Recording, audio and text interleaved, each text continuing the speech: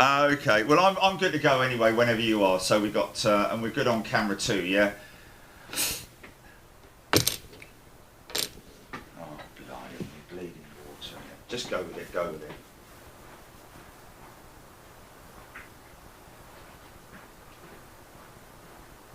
Live on camera one, yeah.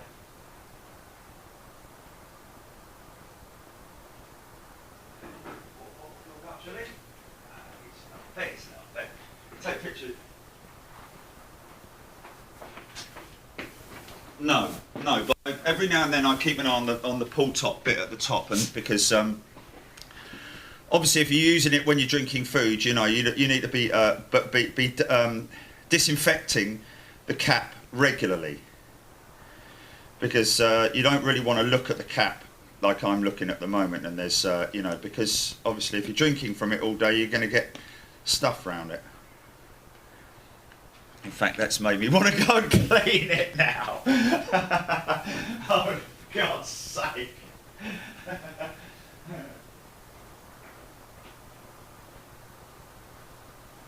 Yeah, no, you'll forget, mate, you'll forget. You will. Put soapy water in it as well, you know, and then clean it out. The inside's not so much an important, it's the outside bit where you know, where you pull the... Is it a pull up and push down one, is it?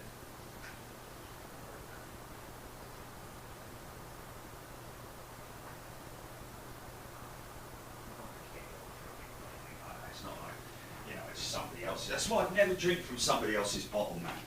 It's horrible. It's the most unhygienic thing to do.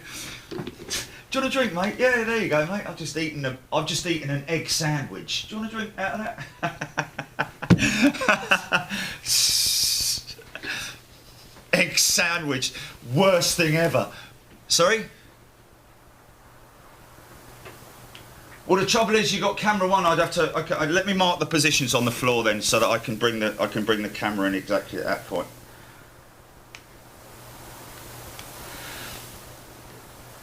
Yes, it is. Yeah. Yeah, I've got skilling on the right hand monitor here as well, just giving me heads up. So good old skills. Yeah. But let me know. You got to let me know when they're when it's when they're. Is it? Okay. Let's see how quick we can get this one out then. I'm just worried about the thingamajig, Jilly. This is not something. I can't do this all day long, mate. I can't do this all day long. Okay, let's work something else out. Let's just turn up to right. We're gonna do then. 'Cause I can't. Oh, she's gone.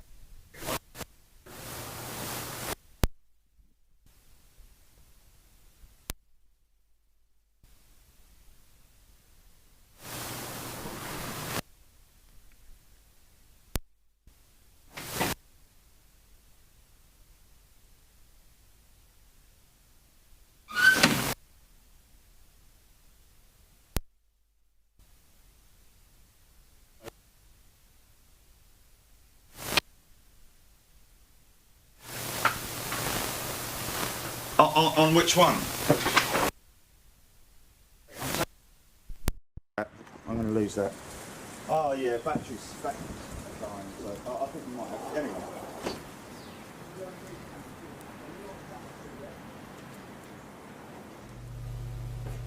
As your main, you're not able to see. We can't pick up.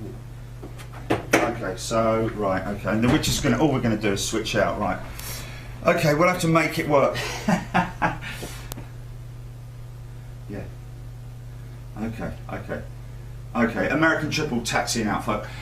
Just go for a little bit of because it's been quite some time since we did a sort of. Anyway, just how are you, folks? Let me just say hello. Hello. What was that all about? That flickering on the camera there. Did you get that flickering? Yeah. It's not a good tech day, is it? How are we all doing? I hope you're well, keeping well, and enjoying doing whatever you're doing. So here we are again. plan today, folks, is we've got the sim show later on tonight. I'm going to calculate exactly how much time we've got in terms of videos to play out. We'll do like we did last week. We'll watch it live with me watching it completely. I haven't watched any of these. All I'm going to do is I'm going to check the timing on the file size. So add them all up. If it's a couple of hours, we'll start at 6, finish at 8. I think that's decent enough, so we can all get a good amount of shut eye. Yeah, I've got to go down to the post office and the post box, pick up the mail, so we'll play some stuff out while I'm out doing that. It'll only be about 20 minutes. Other than that, what I thought we'd do is, you know what, it was quite funny this morning. We were talking about how we got onto the subject. I don't know, and we've discussed this a couple of times about the last time I made the last final edit on the title show reel, as some people call it. Some are long, some are short. This particular one that we've got for Big Jet TV, a lot of people won't have seen it, which is quite interesting. But I was just thinking, you know, I think I saw a piece of footage or something. Oh, that would look really good in the reel, wouldn't it? And it's like, yeah. But the thing is that when you're making something like this, you get a soundtrack to the back of it. Well, I did anyway, and that is your a timeline that you're working with. So you now need to fill that with footage, and then you need to transition it, make it work well with the music as well. So you're like literally mixing this whole thing in, putting a jam on the top and the sponge, and just building it up to a crescendo. And I watched it back just 20 minutes ago, and I was like, we don't need to change that, man, because oh, that's right, we're going to put it on the app, and we're also playing it out on the homepage of the website now, because we had the Virgin piece on there. So we want to sort of like mix that up as much as we can. But the thing is that that's right. That's what I was going to say. We were talking about embedding a video, Gilly, on the homepage, weren't we? And you said you've got the Virgin one on there, and I said, well, why don't we just take a typical show and just play that out as a looper for about 10 minutes? And then I thought, well, hold on a minute. Our title role says everything about what we do, and then when you watch it back again, it's just as exciting. So I'll play it back now, and a lot of people won't have seen this, but you're going to see it possibly for the first time. So what I'll do is I'll bring up our website here. Okay. Right. Okay. And then I will. What I'm going to do is let's just see what the. Actually, I'll put it on the other screen, Gilly. I'll put it on the other screen. So now I'm just. You just carry on, and I'm just going to carry on doing this. Yeah. Okay, you got a test card, did you? That's got to be. I mean that lead is in there, mate. I mean, if I just touch the lead, just let me. I'm just going to touch the lead. 1, 2, 3. Just touch the lead there on 3. No. Wow.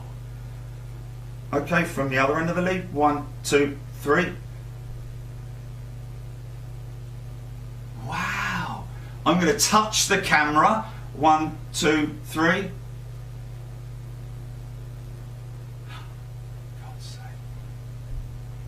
Okay, well, whatever. Okay, folks, so here is our title roll, which is let's just play that out on there, and then we'll just okay, so that's our website that you're looking at there. Let's just see, we've got the full screen there. Yeah, we've got the full screen there. And this is the okay, stand by. Wait a minute, let me bring that back to the front. Put it on full screen. Okay, take that out. Now, this is what we send as a promo to some people, and I think especially the bit with BOAC and the red arrows. You can't take that out of here. Here we go.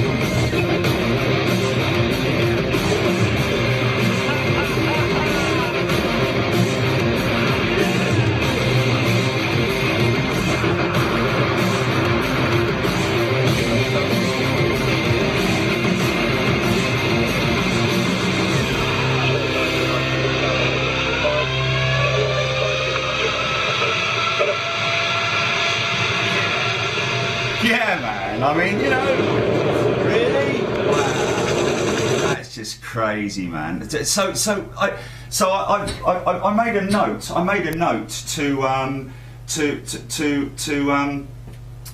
change the titles, but now I'm thinking, no, I don't think we need to. I don't think we need to, folks, and be good to get your feedback on that as well. So we'll just get through a little bit of keep getting electric shock. So we'll get a little bit of news here, folks. LinkedIn, interesting to see this, ladies and gentlemen. There's electric shock again. It's out of focus. Needs to go back into focus. Okay. From Air.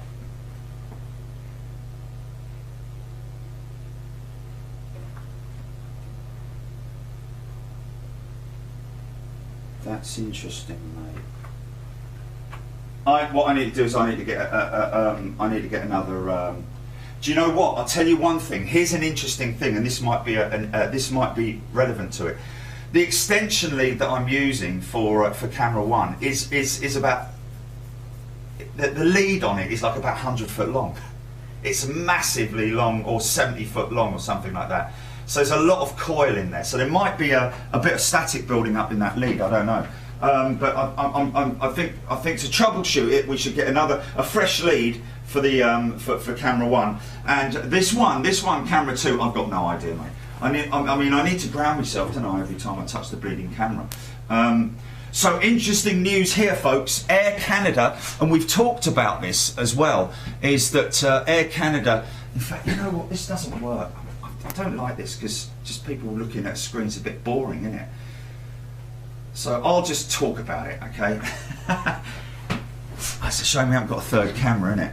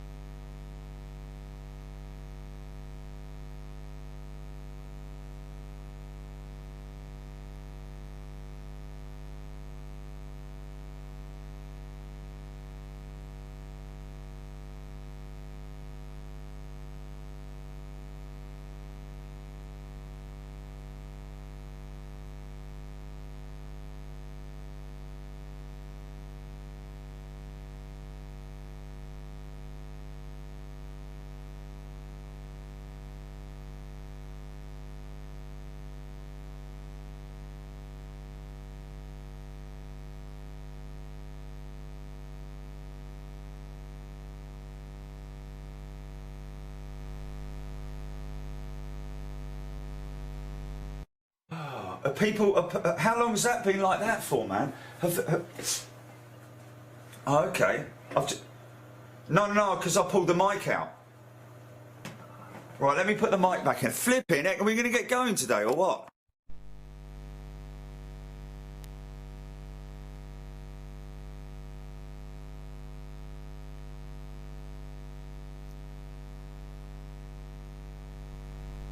No, I'm not faking it, no. Okay, let me just troubleshoot one more thing.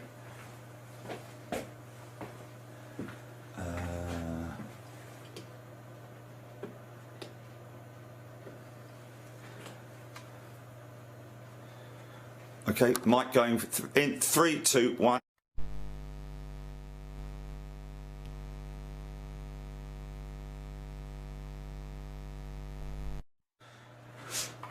Wow, okay.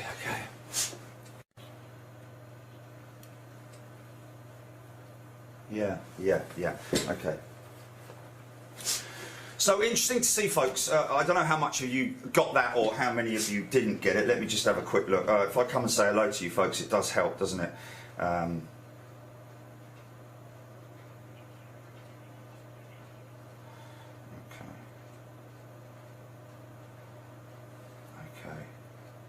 Leave it. Who's this? Oh, Stephen McCree, thank you Macquarie, sorry, my apologies. Stephen giving us £20 on Super Chat. Super Chat, by the way, folks, don't feel in any way obliged, ladies and gentlemen.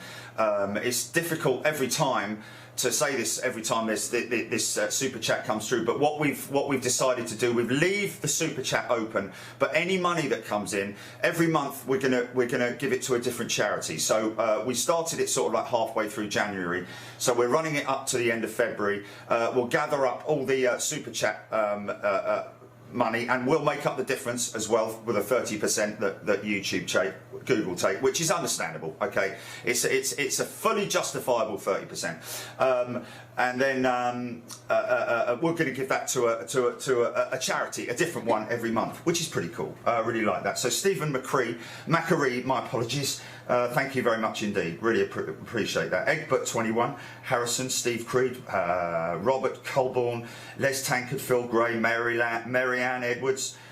Okay, Marianne. What a lovely name. TCC, Andrew Speck, Martin Smith, Trevor Russell, Carol, Irish Dublin Girl. Interesting. How you doing, Irish Dublin Girl? I thought you lived in Ireland until Julie told me you're actually out there in America. So we're going to play out a full... It's like 8 hours from Dublin, and the difficulty was that I put it on the timeline and I couldn't edit it because it's just like constant, like stuff happening all the time. So it's pretty pointless. So a full 8 hour show. So that means that we're going to have to one day next week start very early. But it just means that what we'll try and do is time it. What's the best time? I mean, at this time of the day, Irish Dublin Girl's up, Jilly. So we could probably start it at 9 o'clock. And you could get up 3 hours early. I don't know, but anyway, hope everybody is well. Oh, no sound again. Oh no, that was an old one, sorry. Okay, so where are we at? Yeah, just a quick one on the news. Well, not a quick one, but some of these I'm going to zoom in and show you because they're pretty cool, I have to say. Let's just put this on the other, because I'm not going to be doing a lot of walking at this stage. Oh.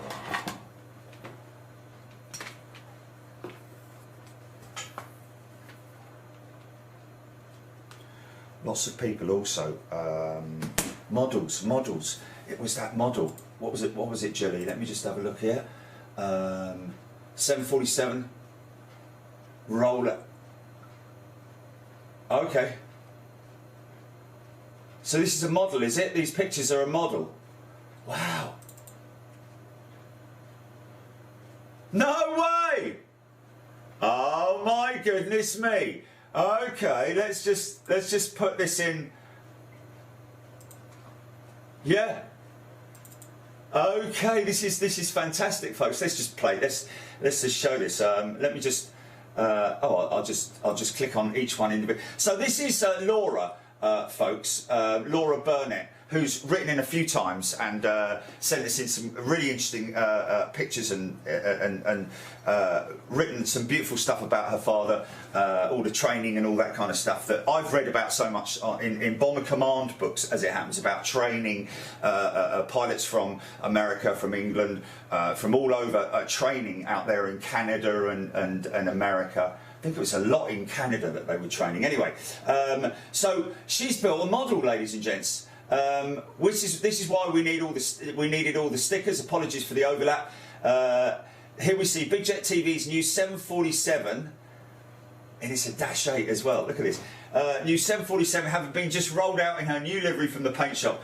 She was previously a UPS cargo carrier, but is now repurposed in her new retro livery, a style very appreciated by Mr. Jerry Dyer, live broadcaster and founder of Big Jet TV.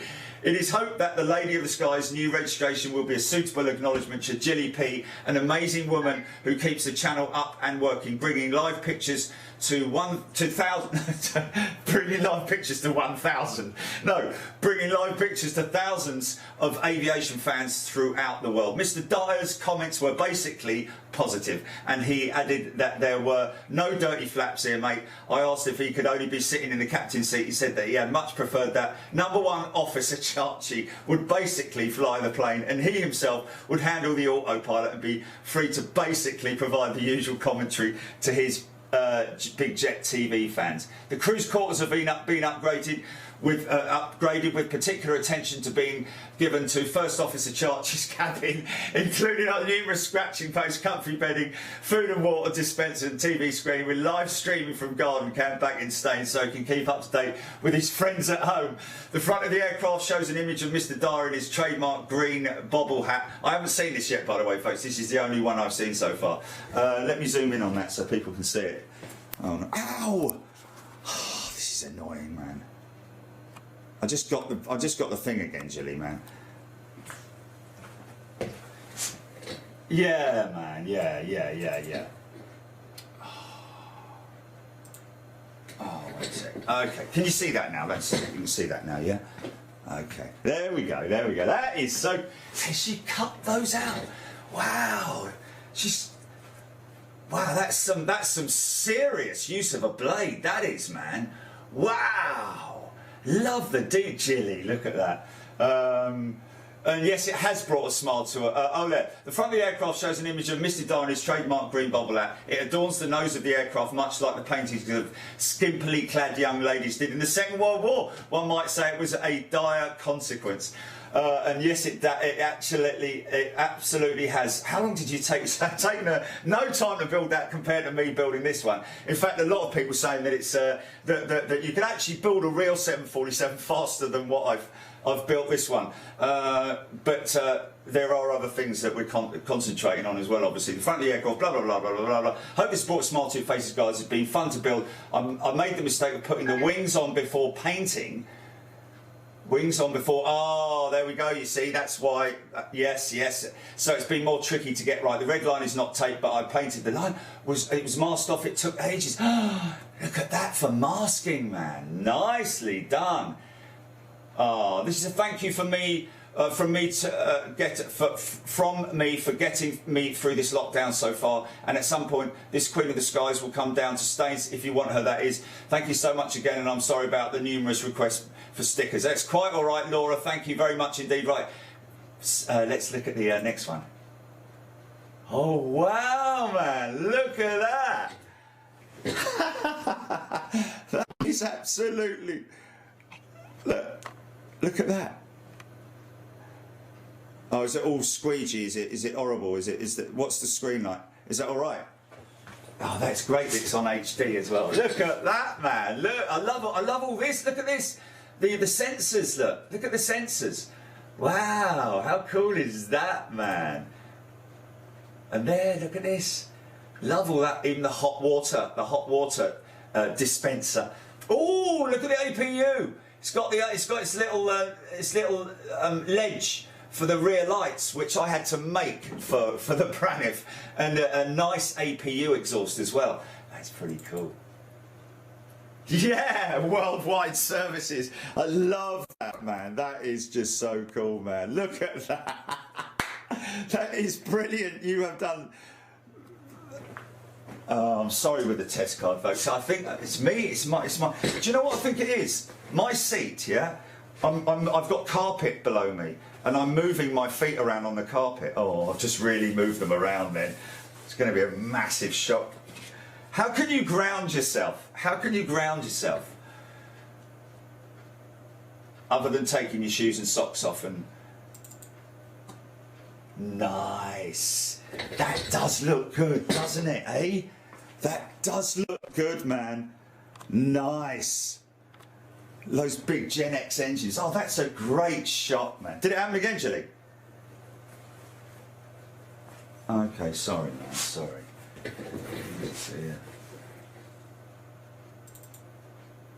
Nice. Look at those engines, man. Look at those engines. Nice. Like that. So, wow, yeah, liking that a lot, man.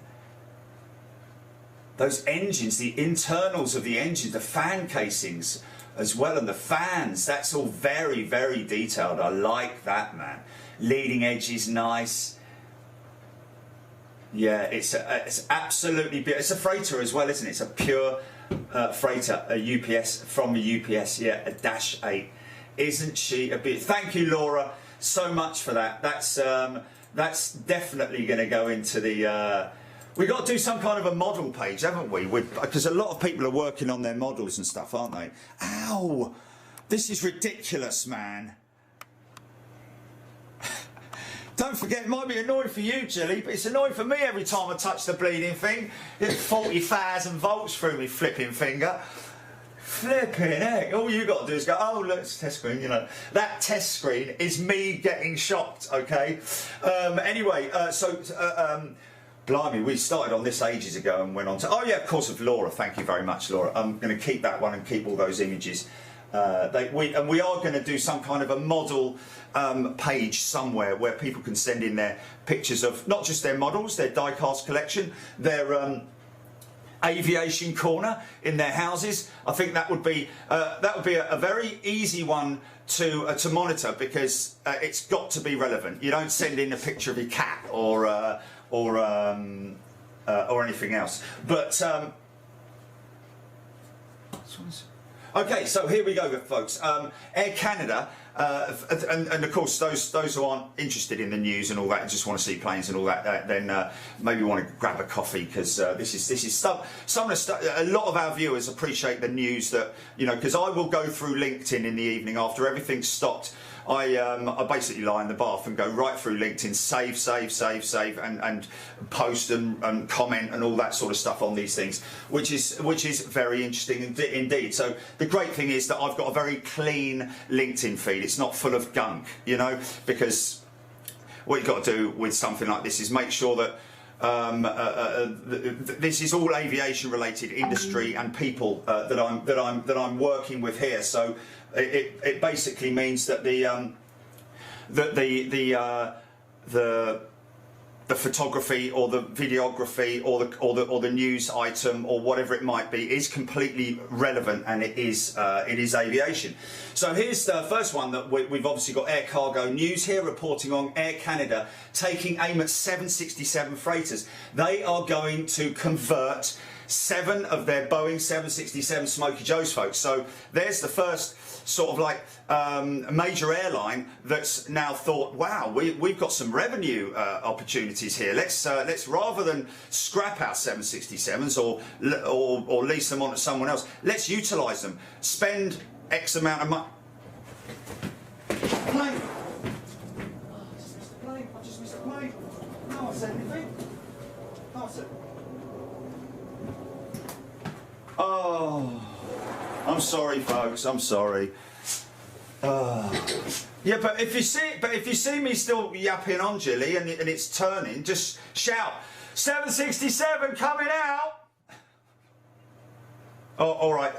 Sorry, I was talking about 767. 777. Even worse, it was a 777, because that's like nice, noisy sort of set of Trents or whatever they might be, or GEs. But great to see this first sort of like real passenger airline, other than Lufthansa, who've already got a very successful cargo. Okay. Is he actually banking? Yeah. Here we go.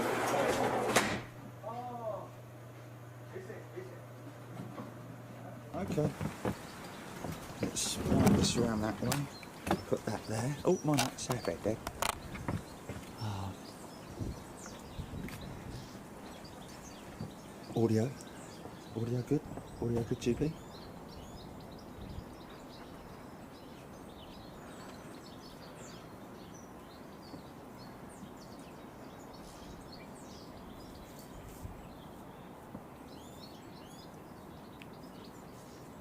Is she? Nice. Get cruisers as well, by the way. Get cruisers as well. Donald, where's me cruisers? She is. First one of the day. Oh, glary sun. Oh, glary sun, man. Glary sun.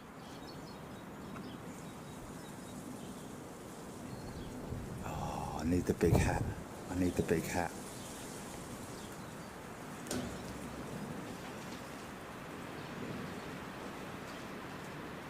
Sit in the garden. What, with a duvet wrapped round you? Like, just sit in the garden, it'd be easier. Do you know how cold it is out here, mate? Flipping heck. Thanks for that.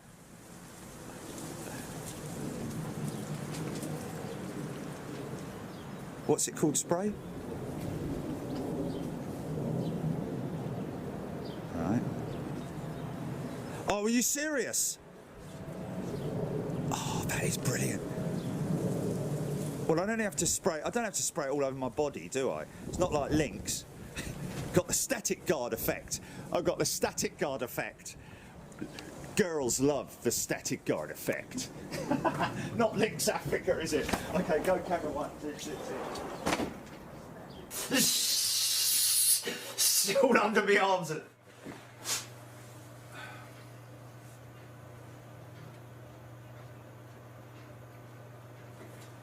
Right. Hold on.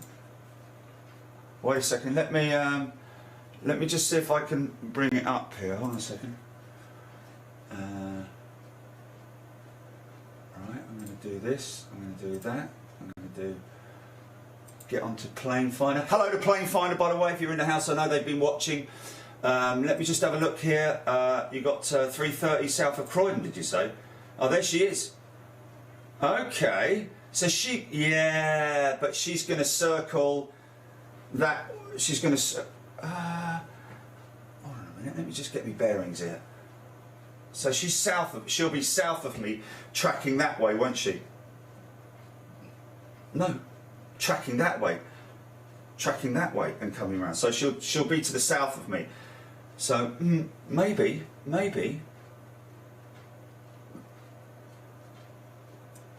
See if she's on track.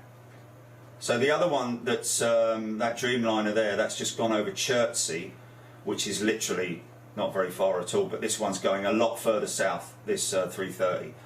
Okay, we'll keep an eye on it anyway. Yeah, news folks, yeah, just quickly, news, just Air Canada 767s, great to see, and hopefully that's maybe what will happen with Virgin Atlantic and their A330 fleet. Vincenzo Pace, if you're watching, my friend, I did tell him that I would give him some props on the show today. He's a photographer out in New York. I think PACE is his surname. He's on LinkedIn there, and I told him. I put a comment out on one of his posts, which was just basically to say, you know, it's top grade material what he's posting, you know. But look at this. This is the interior from Jorge de Luis Sierra, aircraft interior design specialist. Great people to follow, these guys. But look at these pictures here, man. I don't know if you can see that. Let me zoom a little bit. Oh, God. Okay. Has it done it again? Oh, that's definitely static, man. It's quite funny, man. It's quite funny. But look at these images, man. Look at these. Look at the interior of this air. Look at this. I mean, this is how the other half live, isn't it? That's how the other half live, isn't it? Look at that up front. But sometimes you can get deals like Hodgie's done it loads of times, I think. But look at that. The only problem I have with sitting somewhere like this, ladies and gents, is what I'd like to have, and maybe Vincenzo and all, not Vincenzo, Jorge could look at the option of having that chair being able to swivel like that, so I could just sit at the window like that and go, wow, look at that. Oh, look, that's down there and that's all over there, and look out there like that, you know, especially with the big windows, you know, on these modern jetliners. I don't want to be sitting at a window seat going like that, because you end up walking off the plane like that, wouldn't you? So maybe make it swivel. Can you make it swivel, Jorge? Anyway, not Lorenzo. Look at that. I think you'd probably lose 2 seats to give you more space to be able to swivel that chair. Just on an electric swivel, isn't it? Like that, like a standard stair lift. But not quite. Anyway, so Jorge, fantastic stuff you got there, my friend. It's another one. Look at this nice and easy reading article about the history of the Boeing 747. But what is nice is the image there. That beautifully laid out 747. And that's I'm going to have to touch it. Hold on a minute. Can I do this in my gloves? Just let me see if I can do it in my glove. If I use my right hand. No, I still have to use my left hand for the left. I can't work in my gloves. Right, okay. Did it happen then?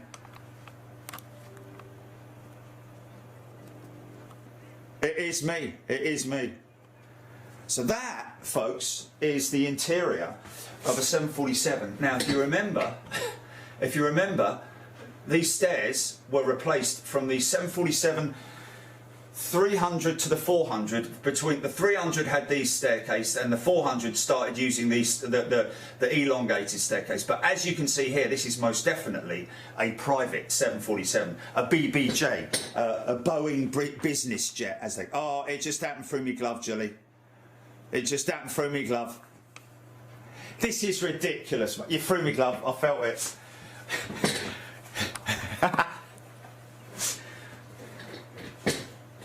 Well, no, I'll be honest with you, I have had it on occasions where I've been driving along in the van and I get out the van or I come up to the van, bang! It's like, flipping heck. Anyway, it's not doing any good, is it? So, right, okay.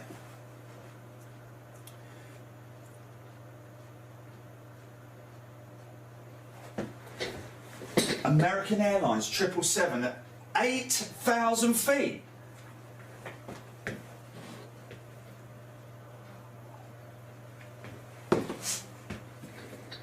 Hold on a second, let me have a look at that. Okay, I've got Virgin, but it looks like he's going straight out. Oh, I see the American. No, he's going to join the approach. He's going to slot in behind that Virgin. So look at some of this photography, folks. Oh, I'm going to have to touch the camera. Ow! Right, this is ridiculous. Did you hear it then? Did you hear it ping? Did you go bang?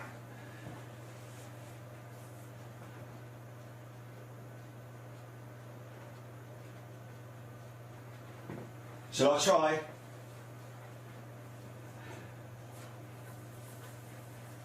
I've just seen an advert on the TV with this bloke getting a bolt of lightning going when he's camping out in the garden. Ow, for flip's sake, man! That one really flipping hurt. Is that better?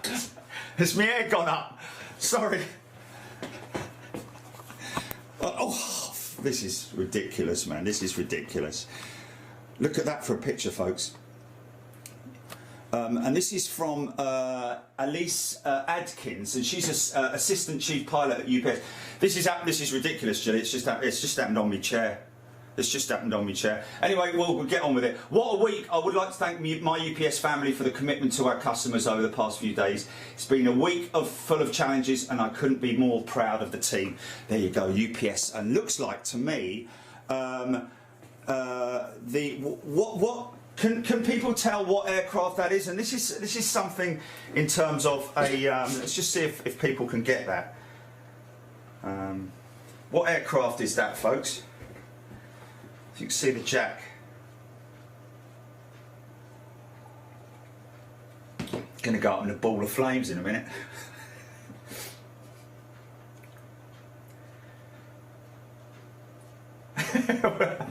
Just a compost on my flipping chair, smouldering away. Come on, guys, tell me what aircraft that is. I'm waiting. I'm just so far behind on 330. Keysy, there we go.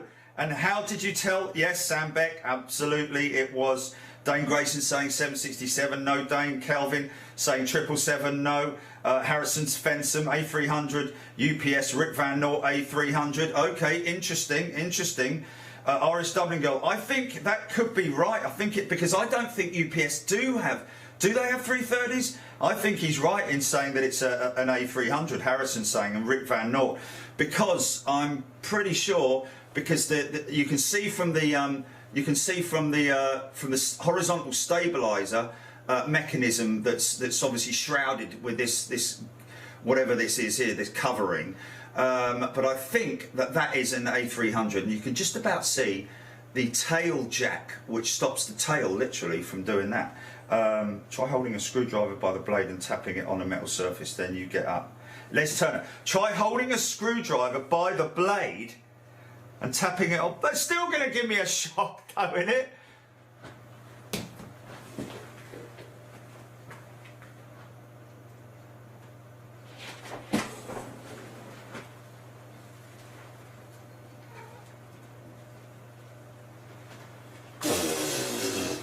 Okay, let me try this then. Right. Okay, I'm touching the back of my chair now, okay? I'm touching the back of my chair. So now I'm just stepping from my chair to the camera, and now I'm going to touch the camera. Oh, it's worked. It's worked. So I've grounded myself on there. That's worked. Okay, thank you, folks. Now I just have to be very careful, and when I walk, not to rub my feet against the carpet.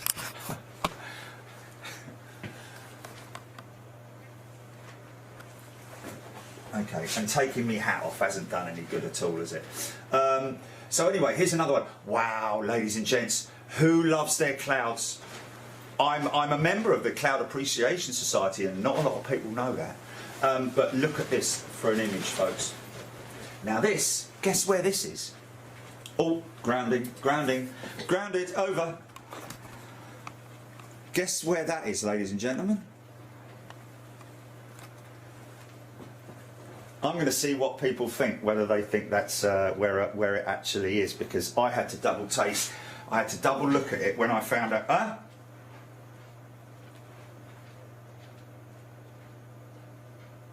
Sorry, a terrible line, Jelly. What was that? No, it's not. That's brilliant that you think that, man. I thought it was like Narita or Mount Fuji or something like that. Richard Hodge, definitely a 300. Lucy Martin, Rab H. Mount Fuji, Martin Forbes saying Rab H, Mount Fuji. Ladies and gentlemen, Cloud Appreciation Society, Richard Hodge, Mount Fuji. Sam Beck saying, Andy Sokolov saying exactly the same. Scott Cowell taking that hat off as made Jerry's hair look funny. Dane Grayson, Mount Fuji, basically Melody, Fuji, Bryson, Ben Nevis, Lucy Martin, a lot closer to home. Steve Wiggum, Sandy Humby, Jazzy John, Terry Stapley, everyone saying Mount Fuji. Andrew Stott, Akira BCFC, Japan, yes. Now, do you know where it is? It's Ireland. It's in bleeding Ireland, man. Look, lenticular cloud over Mount Errigal in Ireland, folks. Mount Errigal in Ireland. And I honestly put a reply in there just to say, wow, really? I had to double take, and I'm glad that everybody else thought exactly the same as me, thinking that was Mount Fuji. Edward James, Taranaki, New Zealand then. Vesuvius, Tony Island. This is a lovely little thing, isn't it? Look, let's see if we've got the audio on this. Take the audio. So this is a little airfield. Walking into work from Nick Duriez, airport manager at City Airport, Barton. So I've never heard of this place, but if you remember, we visited a little airfield last year, and oh blimey, look at that! Isn't that lovely? Hold on a minute. Lovely old historic control tower, and he's for God's sake. Okay, there we go.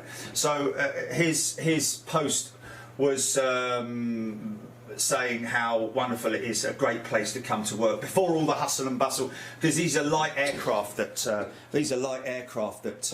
fly into this base, obviously a bit like well, I wouldn't say Biggin Hill, because Biggin Hill's a lot busier than that, but anyway, isn't it lovely? Look at that lovely old control tower, and this is the video. I don't know where the audio is.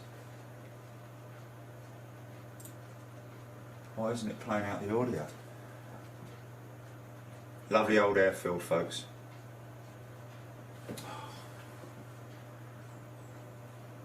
Anyway, it doesn't need to really, does it? Kind of does the, that's what it says on the tin. So I reached out to him and I said, hey, listen man, we should come and do a piece with you when we were at what was it? It wasn't Flying Legends. It was the ones, the Spitfire. Oh, there's so many of them. I can't remember. You know the guys that we did, Jelly, that with the Spitfire. We had that great interview with that guy. We should play that out actually, shouldn't we? It was an airbase down near Kent. It was in Kent, wasn't it?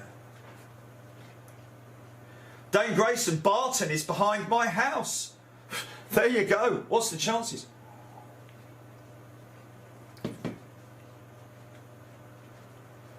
Martin Forbes, I did work experience in that in the 1990s. Wow. Hedgethorn. It is something thorn, isn't it? Barton Aerodrome is called. My friend used to run the flying club, decent, over Barton Bridge, over the Ship Canal, Manchester. Headcorn, that was it. Police helicopter lives there. John Grinham, good afternoon to you. Andrew Stott. Oh, hold on a second. That may be. Let me just check my. Yeah. Was it? That Virgin 330 flown by Captain Chris. Oh, wow. He was training on the 330. He's a refresher trainer, which is quite interesting. Captain Chris, as you all know him from Instagram, spoke to him last week, but he's an A350 qualified A350 captain and trainer on the A350. But he's also come from the 330 as well, and so he does refresher courses on the 330, which is what they've had to do, I'm guessing, with a few of these crews on their 330s that they're flying. If you get me there. G6 Headcorn in Kent, John Arnold, there we go. I got 7 free flying lessons also, Martin Forbes saying. Wow, lucky you, my friend. But we're going to come across some of Vincenzo's photography here. Very quick one. Chris Lomas, ATPL, commercial pilot CPL, very happy.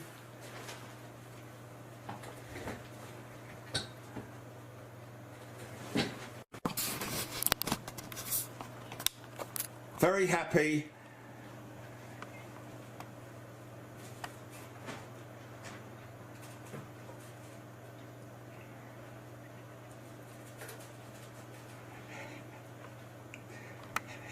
Had a delivery today, folks. A cat in a box. Where is it? Where is it? Where is it? He's got his stinky and a mouse in there, yeah. I'm not quite sure what he wants to do at the moment. And his crinkly bag as well. Charty! No, if I turn the camera away, I guarantee he's going to start playing with it again. One more time. Let's see if he does. Hold on a minute. Yeah, I have to pretend I'm doing something else. Yo, look over there at that screen over there. It's really funny. No, I'm not looking at you, Charchi. I'm looking at the screen. And Chris Lomas, very happy and very relieved to have passed my multi-engine instrument rating today in Montpellier. Huge thanks to my instructor, Jean-Charles. What a great name for a pilot, Jean-Charles. A la ball, a la rouge, who has added so much value to the later stages of training. Congratulations to you, Chris Lomas. Are we going to get a little bit more static when I touch this? Hold on, let me ground myself. Let's get used to grounding myself now. It did it? Okay.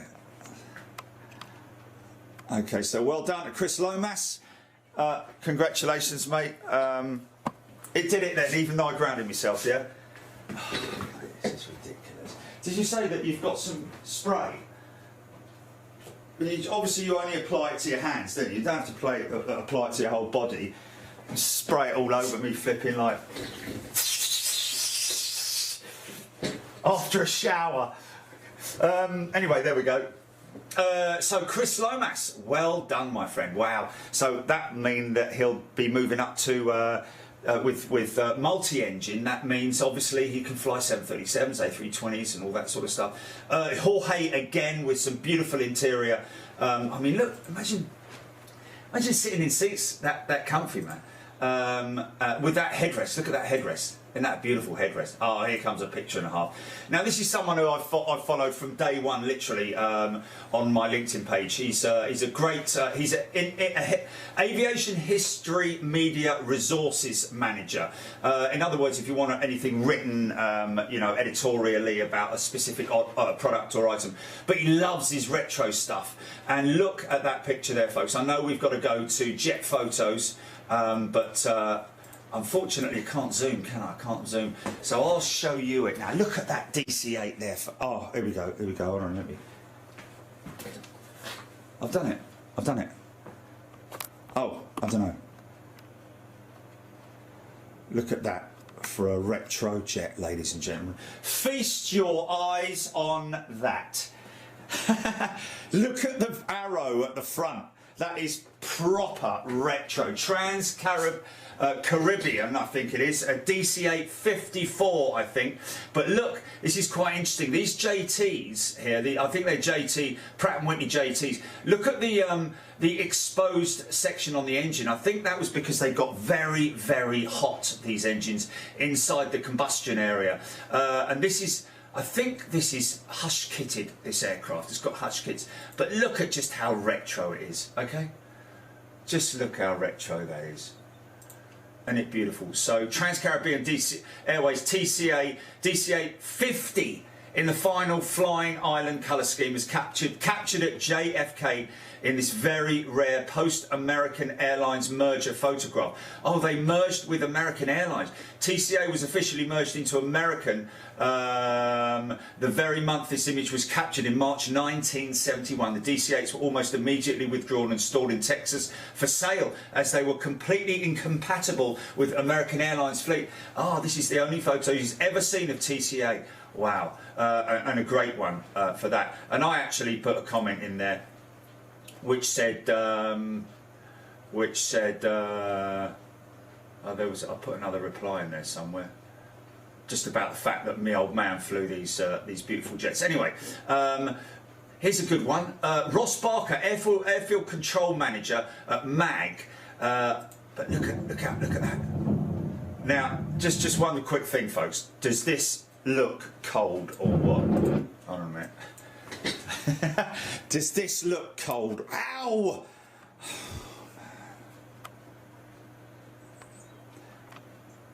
Does this look cold or what, folks? This is ridiculous, Jilly man. What has happened in the last week that has done that? I'm wearing the same shoes, same everything. Nothing's changed. Okay, so here we go. MAG Airport clearing the runway before laying down the icing, the anti-ice. Look at that. How cold does that sound? And you know someone's taking this off of an iPhone or something, isn't it? So his fingers are freezing.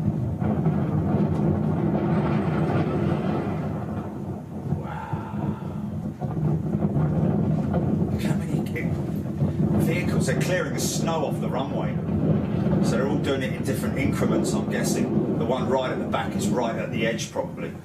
Wow. So they start in the middle and work their way across, I'm guessing. But amazing work there by MAG, doing great stuff at Stansted. Here's one from Vincenzo. Hey Vincenzo! Look at that.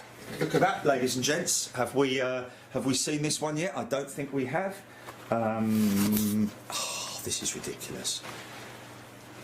757. Look what United have done. There's all our Av geeks out there who maybe haven't yet seen this particular finish.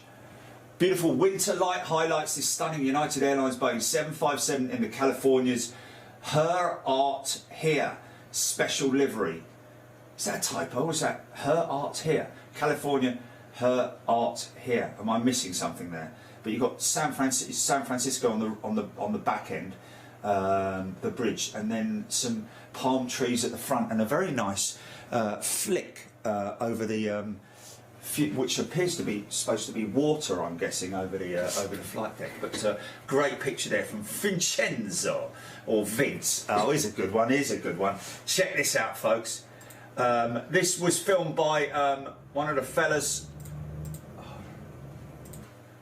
Let me just show you. Let me tell you who it was filmed by first. This is filmed by Keith Miller, UPS Air Ramp Support Supervisor at PDX. And look at that mountain in the background. It's just beautiful. And watch this. Let's just ramp this up here. There we go. Stop that there. Make sure that I've got you on screen, that I can show it to you full size. There we go. Sorry that... Oh, man. Okay, so here we go. 767 rolling.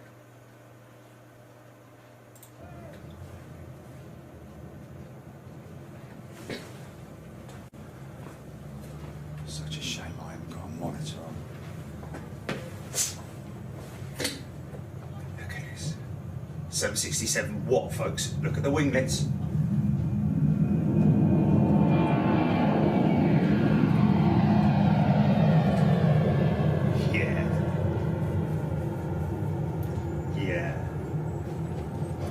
Beautifully done, my friend. Thank you very much for doing that. Other ones we've got. Hey, Vincenzo again. Look at this. Lufthansa 343 out of JFK. There's no way I can increase the size of that, is there? But you've got a general idea of that, haven't you? You can see that, can't you? Let me just zoom in a little bit on that. And that a beautiful picture, ladies and gentlemen. Lufthansa A343, and I want to see more of them still flying. You've got a beautiful bit of vortex coming off that wingtip there as well. He catches them right in the moment. Mikey Van der Haren's a good photographer as well. People like, well, there's just so many great photographers out there, and so many great young photographers as well, I have to say. You know, if you're thinking about getting into photography, it's a very crowded market, I have to say.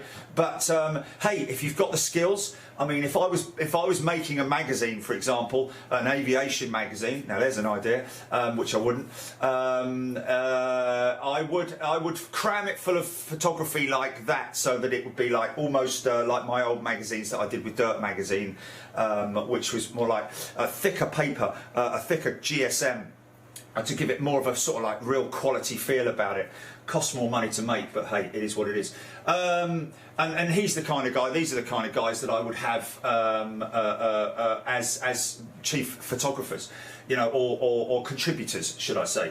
And it would be like sort of, well, just so many of them, most definitely him and also Mikey. This one from John Ostrower. Southwest Airlines. This is very interesting news, this, folks, for anybody who's sort of like, you know, what's happening with Southwest, because there was talk that Southwest did give Boeing an ultimatum. Get everything together that we want, otherwise we're going to have to sort of like look elsewhere. So obviously, by the sounds of it, you know, as I probably mentioned when we started talking about this, Airbus would have obviously been seeing all of this happen. They've obviously contacted Boeing and said, hey, listen, have you thought about the A220?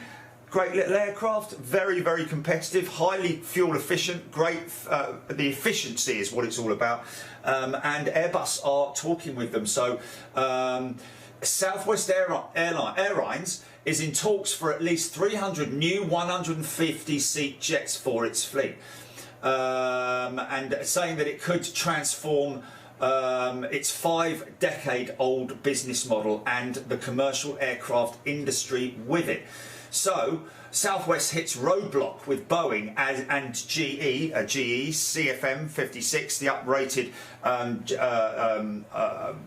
high bypass turbofan that powers the LEAP engine that powers the MAX, as it seeks 300 737s or A220s. So we'll have to keep an eye on that, see who comes out on top with that one. I have to say the A220. It's a much younger aircraft, obviously, but it's very, very well proven, and it's got enough age behind it now to show its efficiency over the 737. Unless, of course, you're talking about the The Max. But is the Max... is it massively more fuel efficient than the NG? I know that the LEAP engine is obviously far more efficient than the original CFM56, which is the LEAP's older brother or sister, whichever way you call it. So,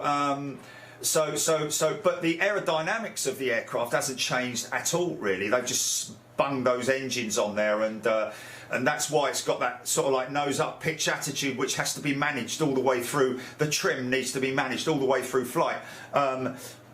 Does that make it a little bit inefficient in terms of its fuel burn? I don't know. Here's a good one, folks. Lots of us will appreciate this. Do you know about that, Julie? Look at that. And what's the difference between that than we normally see?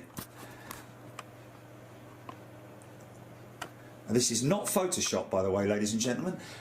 This is not Photoshop. That is a cargo jet 777, and isn't that great news? They've taken on a 777. She's fully painted up. Which routes she's going to do, I don't know. But they're basically saying, cargo jet, we welcome the Boeing 777 ER. Interesting. To our family as we expand our routes and international growth. Okay, that's interesting. 300 ER. I didn't know there was because I know that there have been conversions in the making with the 300 ER with IAI, I think it is, or AIA, or whoever that might be, out in Israel or something.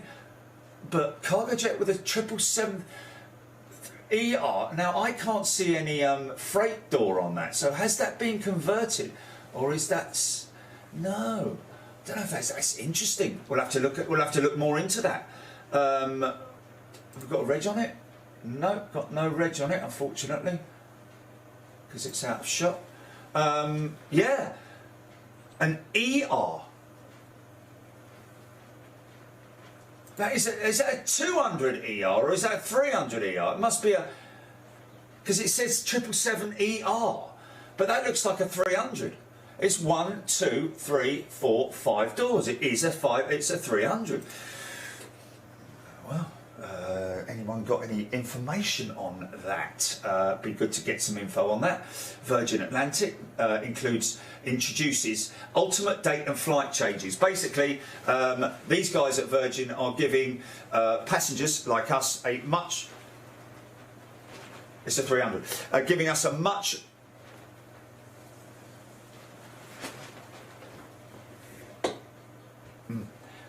Yeah, but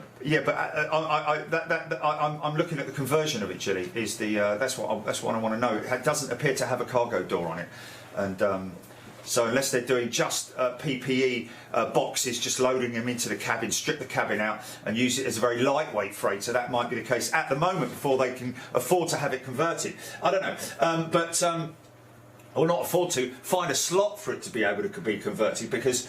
As so many people know, these Praetor flights, as they're now known, there's a lot of passenger jets being used with their interior being used for pallets. Well, you can't get a pallet through the door. You can get a pallet through the door, but without the stuff on top of it. Put the pallet in, put all the boxes on top of it, strap it to the pallet. There's all sort of passenger conversion kits that are now available on the market as well. Strip the seats out, utilise the existing rails and tracking systems that the seat bolts into.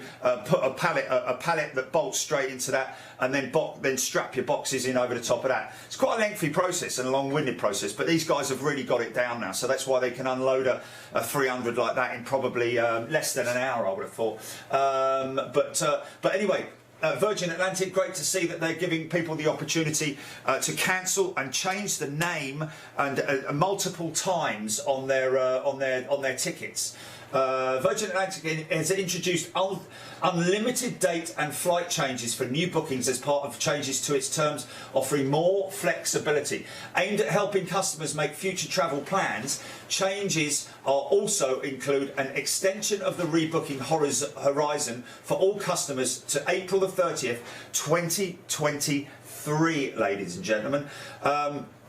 And this is what it is. The update commercial policy enables Virgin Atlantic customers making a new booking for travel up to the 30th of April 2022, or those with a cancelled flight up until 31st of August 2021, to make as many free of charge changes as necessary to their travel dates, origin or destination, until April the 30th, 2023. So in other words, if you booked a flight to, okay, oh is it? Oh it's a mock photo. Oh okay, that's a mock photo, folks. That's why it hasn't got a cargo door. Interesting. Okay, that's good. So this is good that what Virgin are doing. You're being so, and what is very interesting in here, it says origin or destination. So in other words, if you booked a flight to Seattle, for example, and you can't make Seattle, you want to go to Los Angeles, they're not going to charge you anything for changing that flight, the date, the destination, and all that sort of thing. So well done to Virgin for doing that. That's good news. MD11 going over the top for 60 seconds, ladies and gentlemen. Very fantastic. Near it.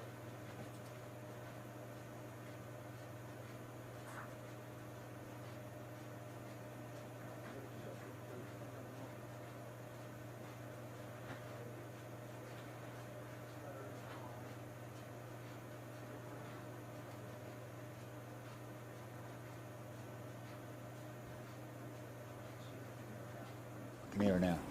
Oh, there she is. Okay, you can go. We can have a go at this. She's quite bright against the... I don't know if I'm focused or not. Because I can't bleed in C.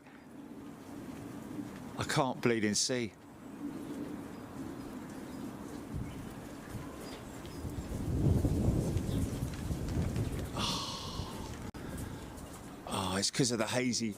It's because of the cloud, mate. It's because of the cloud. It's too hazy. I can't get a shot on him through the cloud. No, you can see the trail. But she is going to hit a. She's going to break out of the break out.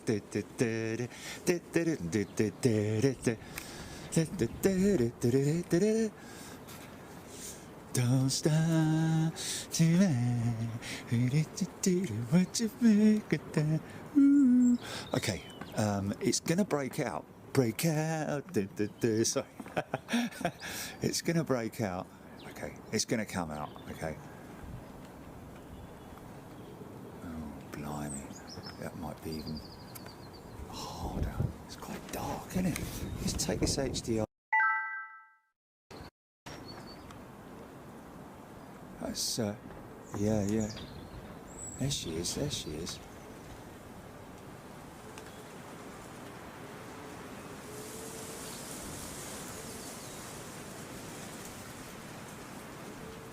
Come on, girl. There you go.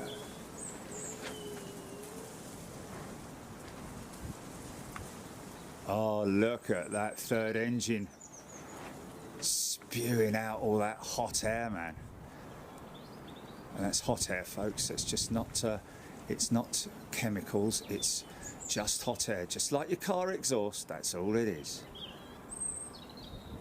Because it's minus like 52 up there or something crazy like that. Okay. Wow, that was cool. Right, I'm going to have a lot of static on me now. Hold on.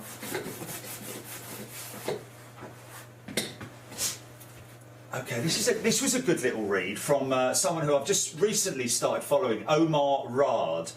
How Pan Am Boeing 707 offered us the world, which was this is what. Okay, this is a really good article, and there's a great picture down here. Oh no. It's another one that I'm looking at. Hold on a minute.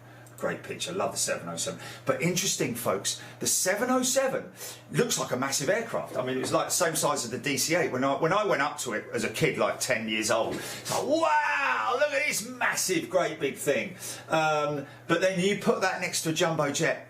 Unbelievable size differential. Oh, here we go, here we go. Antonov, AN-124. This is by Antonov, taking off from a snowy Kiev. And this is definitely worthy of... Let's see if we can get some audio on this. There we go, we got audio. We have audio, ladies and gents. You got a good picture, Gillian? Just bring that in a little. Okay, here we go. Good picture? Everything good?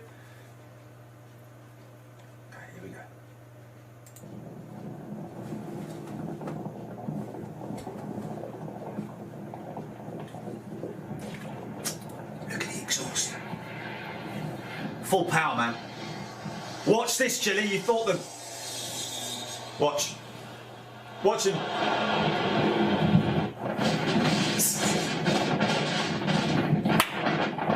Good lad. He stands there and takes it and stays there for it.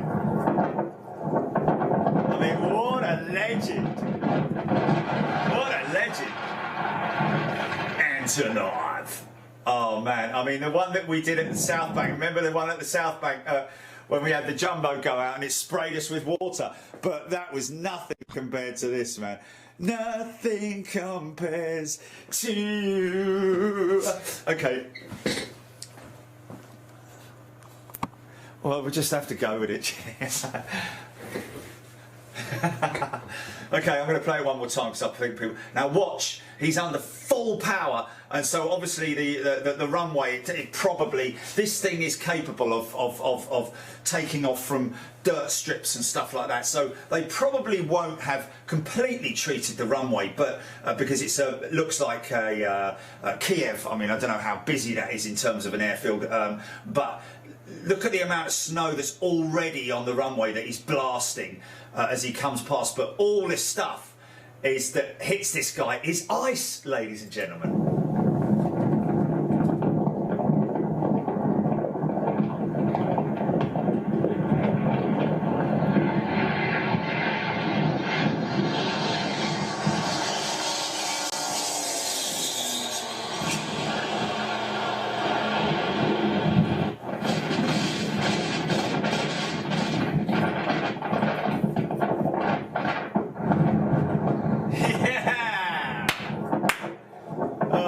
Deserves a share, you see.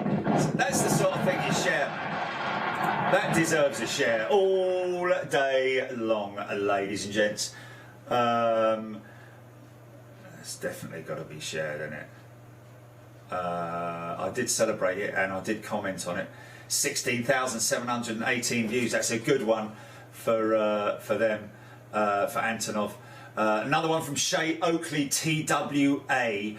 And that is a 707 300 star stream. Don't you love the old just see if this is another. Ah, there she is there. Look at that beautiful old 707 there. Look, isn't she lovely, man?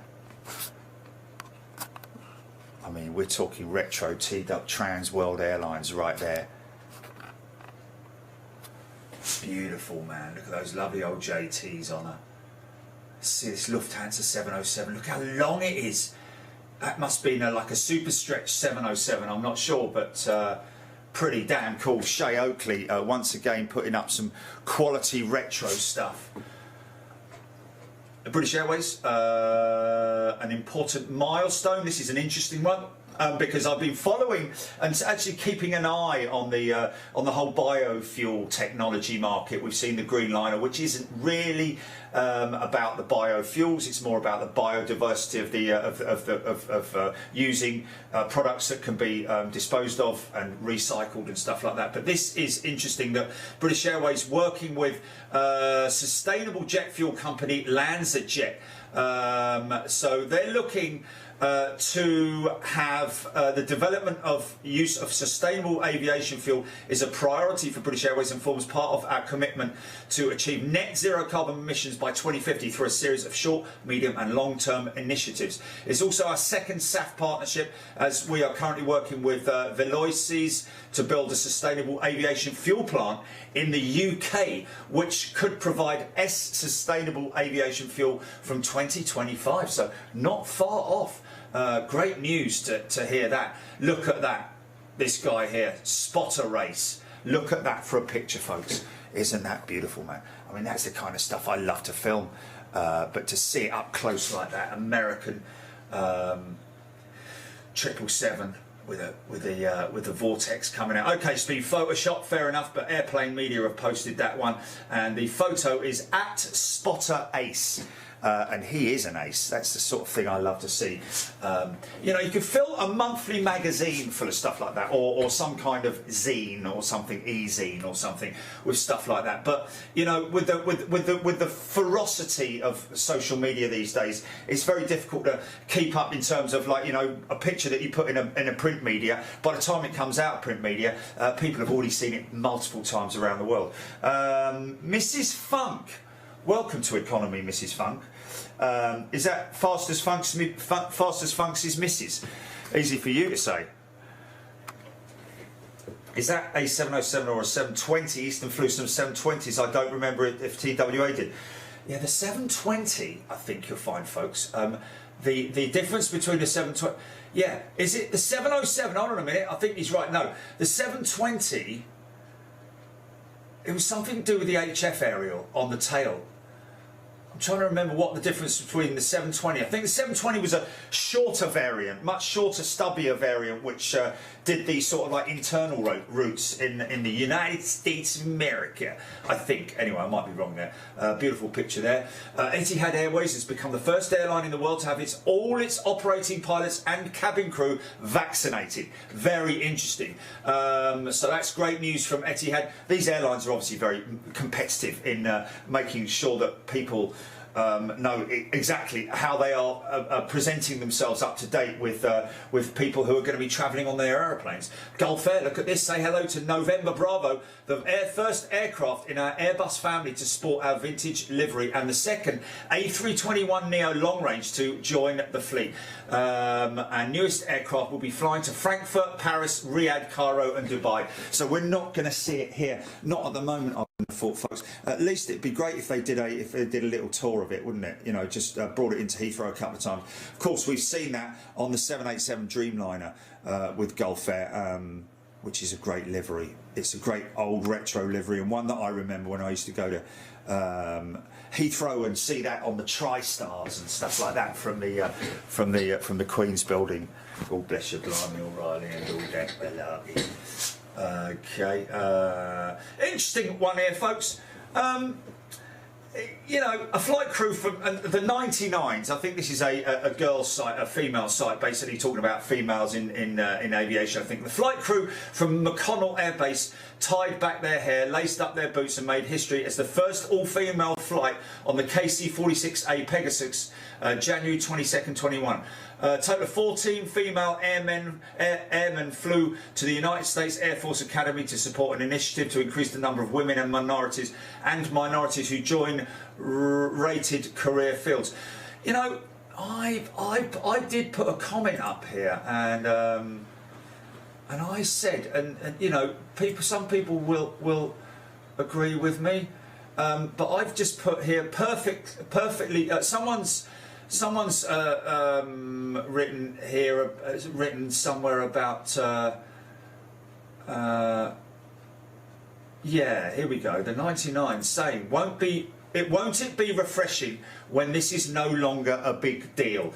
I never thought about being the sole female in my industry 40 years ago, but realised that as I spoke about my career, that other younger females had a light bulb go off. If she can do this, so can I. It falls upon us to encourage others, both female and male, but mainly female, until our members in all STEM and aviation sectors balance out more than they are now.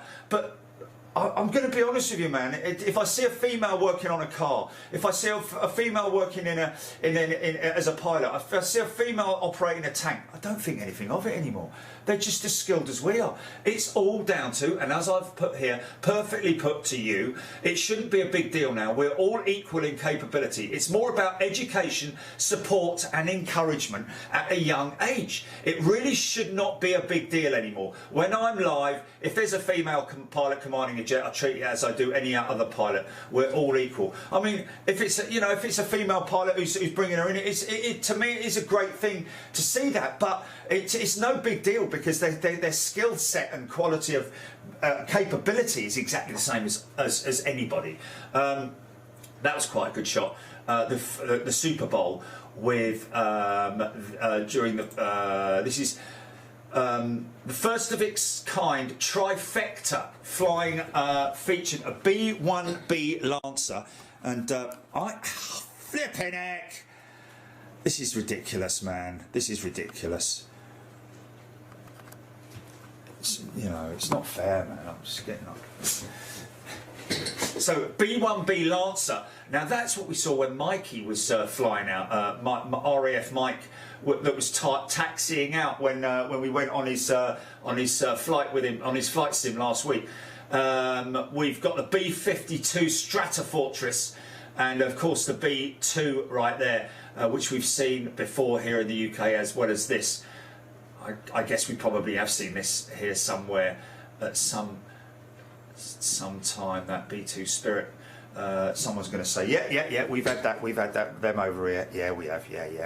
You're all right, mate. We have. But great picture to see that. What's up? Another one from Shay. Look at that. Now this is interesting. This is not a DC-8, ladies and gentlemen. This is a Convair 990. Convair 990, which oh, here we go again. Which looks very much like a DC-8. Now, what is the big way that you can tell that is a Convair? You can tell it, if we were doing aircraft recognition, by those huge pods over the wings. Look at those huge pods over the wings, folks. So, it says, next to American Airlines, Swiss Air had the largest factory-ordered fleet of the Convair 990, of which a total of only 37 were manufactured for all customers. Only 37. The Swiss flag carrier flew 8 of the aircraft, which it christened the Coronado, from 62 to 74 when they replaced the McDonnell DC-950s. The upside-down canoes, which we're looking at there, the upside-down canoes on the upper surface of the wings are anti-shock bodies, ASBs, designed to keep the airplane from any buffet at high transonic speeds, 635 miles per hour, for which it was originally designed. All 4 ASBs also doubles as additional fuel tanks. So there you go. Shock. They're for shock, anti-shock bodies. So it's a little bit like the engine mount on your car has a rubber shock between the engine itself, the casing, and the mount of the vehicle. Because if you bolted the engine straight to the mount, it'd be like doing all that. So it needs a little bit of give and suspension. So when it's moving, so they put a big piece of rubber in between the shock mount, between the engine mounts on most products. You'll see even on aircraft engines there'll be rubber in some sections to give it a little bit of movement, but the actual attachment of the engine to the wing is bolted, literally bolted down. What else have we got? Okay, a few real av geeks will be interested to know. Comac C919, and we might have read a few things about this in the post. Mitch, I'll just remind you, I was thinking I've got to go down the post box, and I've just said that. That's quite funny. Anyway, yeah, it'll be there. But Comac 919 heads to Canada for cold weather tests. Comac's C919 is set to make its first flight outside of China since 2017. The aircraft will head to Canada for natural icing flight tests. The testing is due to begin in March in London. Ontario, sorry, Canada. However, ongoing global travel restrictions may mean the tests don't occur until the fall.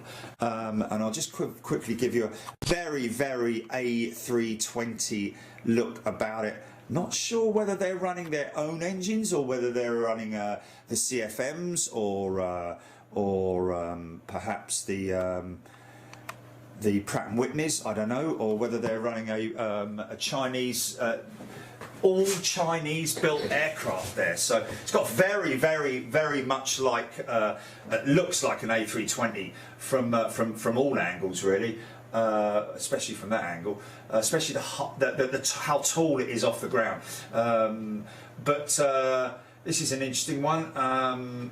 These guys at Volga Dnepr, we love them, man. IL-76TD 90VD, which has been geared up to transport a 21-ton rotor for a steam turbine from Prague to Kalmar in Chile. So this is the kind of thing that we are going to be doing, folks, with these guys out in Hahn.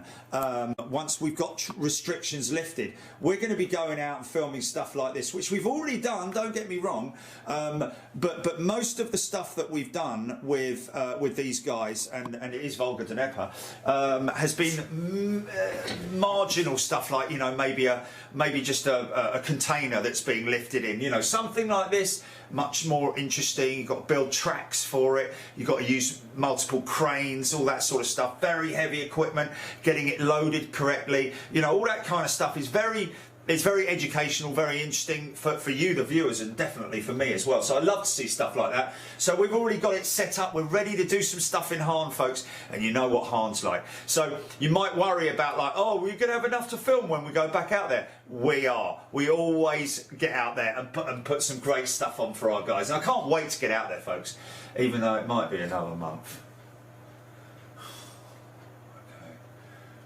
Kenya Airways ups cargo capacity with Dreamliner's seat removal. So Kenya, when you see the Kenya Airways Dreamliner coming into London Heathrow for the foreseeable future, you will be seeing her coming in as a freighter.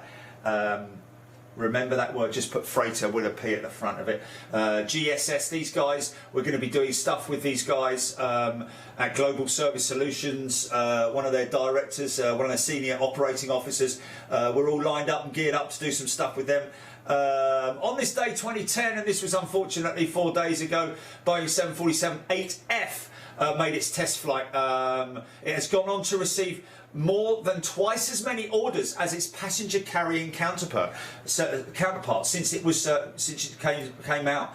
But look at that, ladies and gents. Let's just give her a look at that, shall we? Look at that. 747-8 freighter received more orders for that aircraft, for the freighter variant, than they did do for the passenger variant. I think, to be honest with you, if that Boeing 747-8 was on the cards as to be, it's a tricky one, isn't it? Airbus sold the 380 well, didn't they? Airbus just did a great job selling the A380. Omar's just put this. Pilots are about to cross the Atlantic in a whole new way. Yeah, that's an interesting read. About when you cross the Atlantic, there's a point where the radio goes dead, where you don't have any navigability. People aren't able to, because of the restrictions on the distance for navigational aids. There is a point, a black spot in the middle of the Atlantic where things go dead. A bit like going around the dark side of the moon. This is a piece about new technology where they're going to be able to be in constant contact. So it'll be interesting to see that one coming to fruition. This is a girl who's a fighter ace. So if you, any of you young girls out there, want to see, are thinking about a career, I know we have got a couple of youngsters out there. What was that girl's name that who's Lucy, who's become an avid, loves the fighter shows that we do. She's a young girl, wants to become a fighter pilot. Never lose that urge, Lucy. Keep going with it. This is from Gilles Albertini. He's in Corsica. Congratulations to Fanny Schollett, first woman to fly an F-18 fighter jet of the Swiss Army and the first female FA-18 pilot outside North America. She is a career officer at the rank of First Lieutenant, assigned to Fliegerstaffel 18 Squadron in Payerne, a great professional achievement, and fair play to her as well. I'll give her a little look on there. So all you budding young girls who want to be fighter pilots, this is not a model modelling, you know, like you'd expect back in the day, all that sexist crap going on. This is actually her, and fair play to her. And you know, to be honest, once again, it doesn't shock me. It's not like, wow, an American female, a female pilot flying an F-18. Oh, it's nothing. It's just fair play to her. What's up? What's up?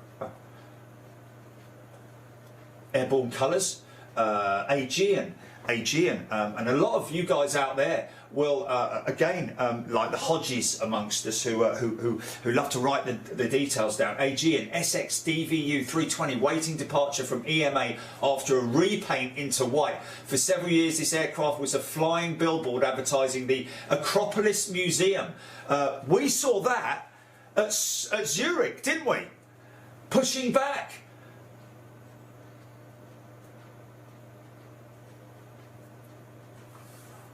Let me see if I can find that. Hold on a minute. Hold on. I'm just going to see if I can find this, folks. We're on there. I'll switch to uploads, and I'm going to go Zurich because I know that I did an edit for that. Okay. Let's see. Let's just have a look here. Yeah, just to give them something to look at, you know what I mean? Okay, so this is Zurich, up on the top deck, ladies and gents. Flughafen Zurich. Oh. So I'm going to quickly zip through it and see if I can find that Acropolis, because I know we did. I'm absolutely sure that I caught it either pushing back or coming in from this position, whether it was on this day. Oh, mind you, we've only done one shot from here. That was a great little sequence there with that Edelweiss 320 being prepared for flight. We should play this out, man. We should play this out. A220, look at that A220, man. Look at that A220. Isn't that a beautiful aeroplane, ladies and gents? These guys were having issues with their engines, with the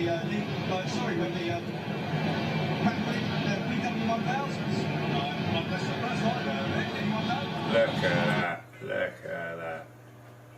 Okay, I just want to see if I can...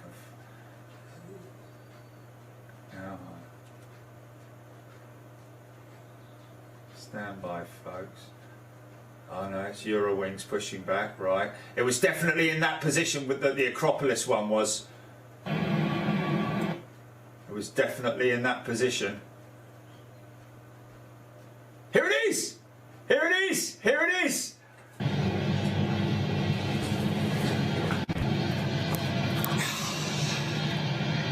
How good is my memory, man? How good is my memory? Here we go, folks. Here it is.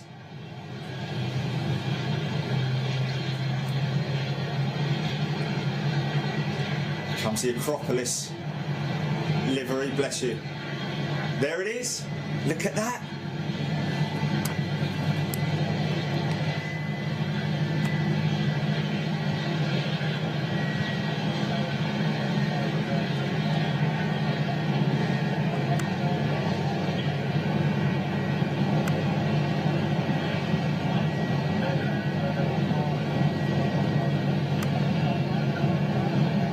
So there it is, ladies and gentlemen, in Switzerland, and we'll no doubt, hopefully, see that again soon.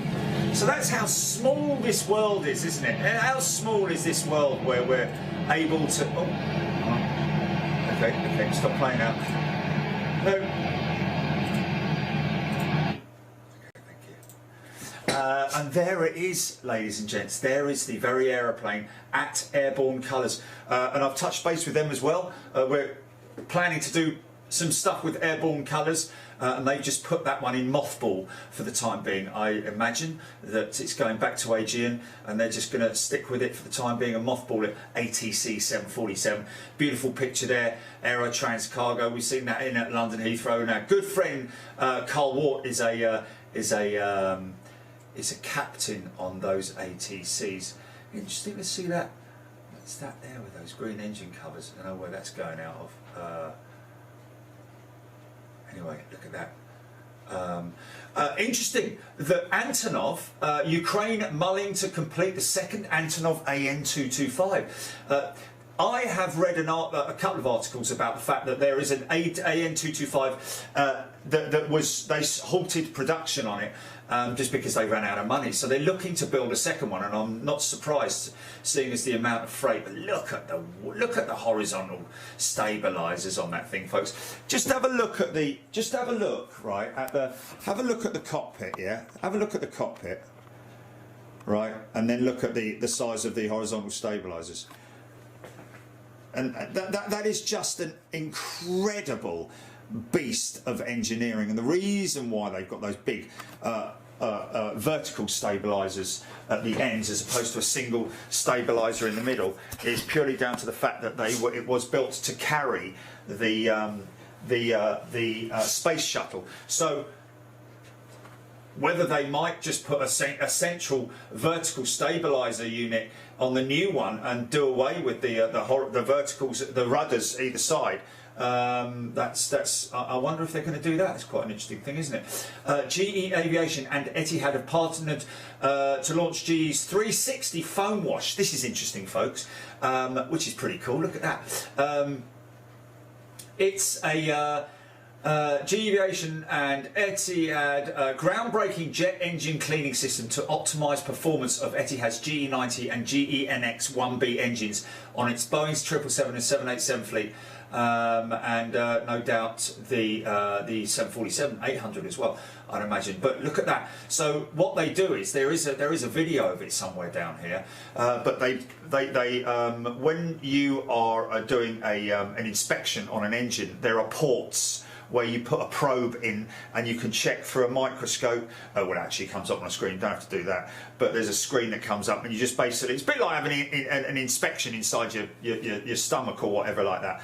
And then they move the inspection probes around, you can see any cracking or any pitting or any coke build up on the blades. But what is interesting is this stuff is if you put like Red-X in your fuel tank, it cleans out a lot of the carbon build up on the engine internally, and it spits it out through the exhaust. So if you do that regularly, then you're just going to prolong the life of your engine. And of course, these things, when they have to be washed, is normally a very, very sort of like mundane procedure. But they've obviously got this new internal wash system now, and there is some video of it somewhere down here. This is the Breeze. The little Breeze E190 that we talked about the other week or the other day when it was startup airline, I think.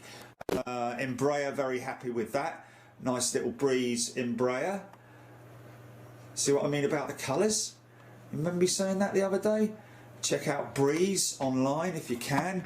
Looks like a great little airline to work with. The airline officially received its first Embraer E190 on lease from Nordic Aviation Capital this week. The 190 will enable Breeze to fly to underserved markets across the USA. So underserved markets. So yeah, interesting. Nice. Oh, this is the other Win Aviation putting out this piece. We had the privilege of handling Titan Airways' new A321 cargo plane back in January, and it's a thing of beauty. Look at that, folks. There you go. So that's what we're talking about with a conversion. That's what these guys have. They're already working on the second one at the moment. In fact, I think they might even have taken delivery of the second one. But there's your cargo door right there. Very versatile aircraft, A321. Being utilised mainly, I think you'll find for paper freight, you know, e-commerce or Prime, that kind of stuff. So Titan in the Titan colours there as well. So great to see that freighter, pure freighter, not a prater, a freighter, converted passenger jet. Oh, here we go, here we go.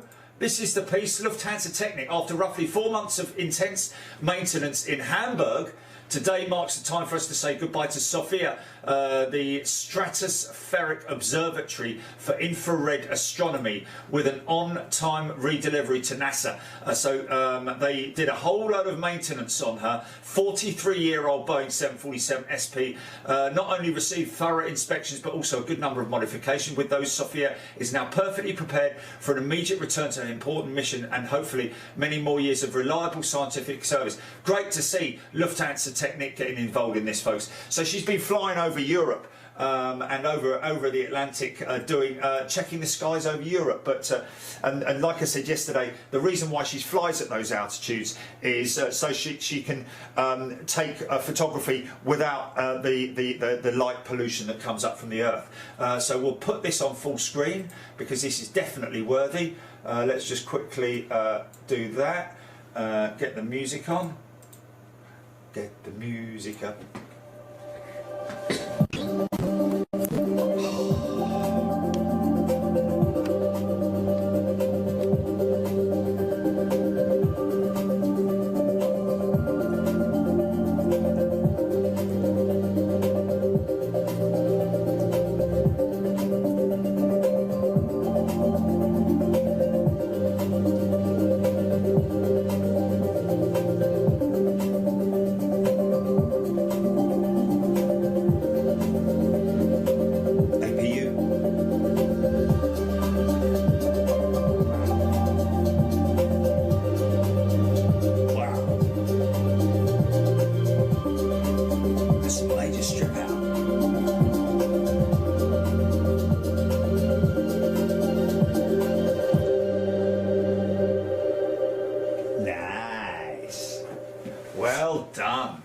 Guys, what a beautiful thing of beauty that is. That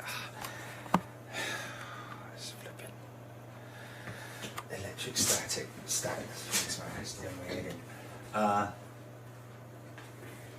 Wow, Tracy Byram flew on a Boeing, a BOAC 707. Wow, is this the same one?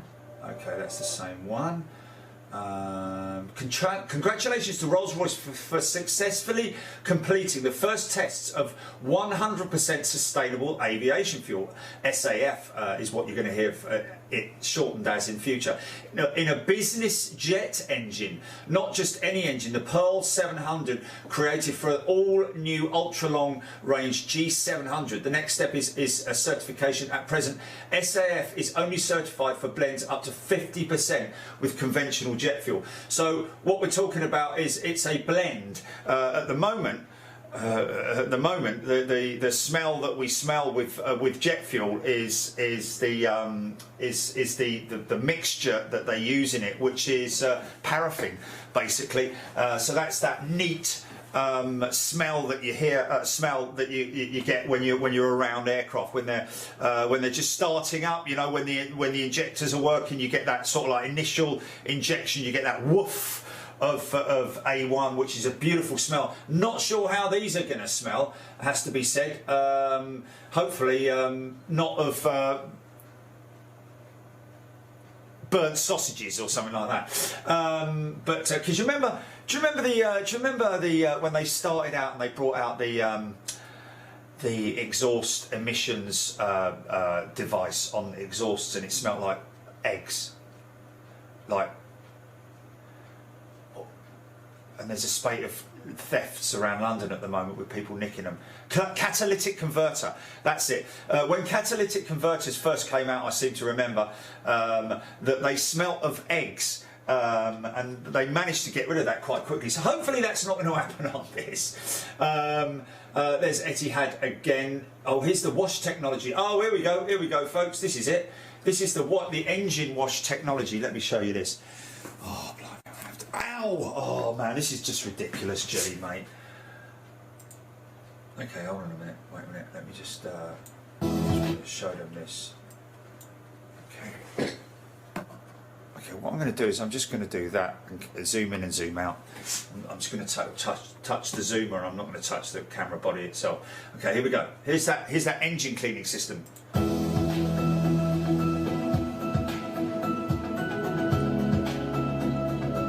solution. So that's the there we go, folks. That's him obviously injecting it into the machine. That's the foam being created, and there's the ports. That's where they inject it into the ports. That's the boroscope.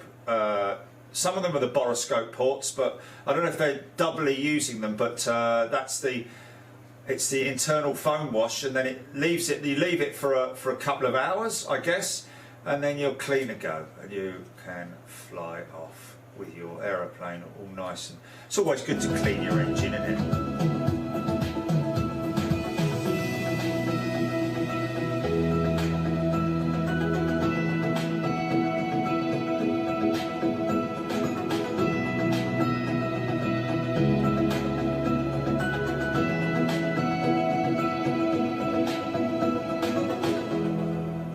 So well done to them.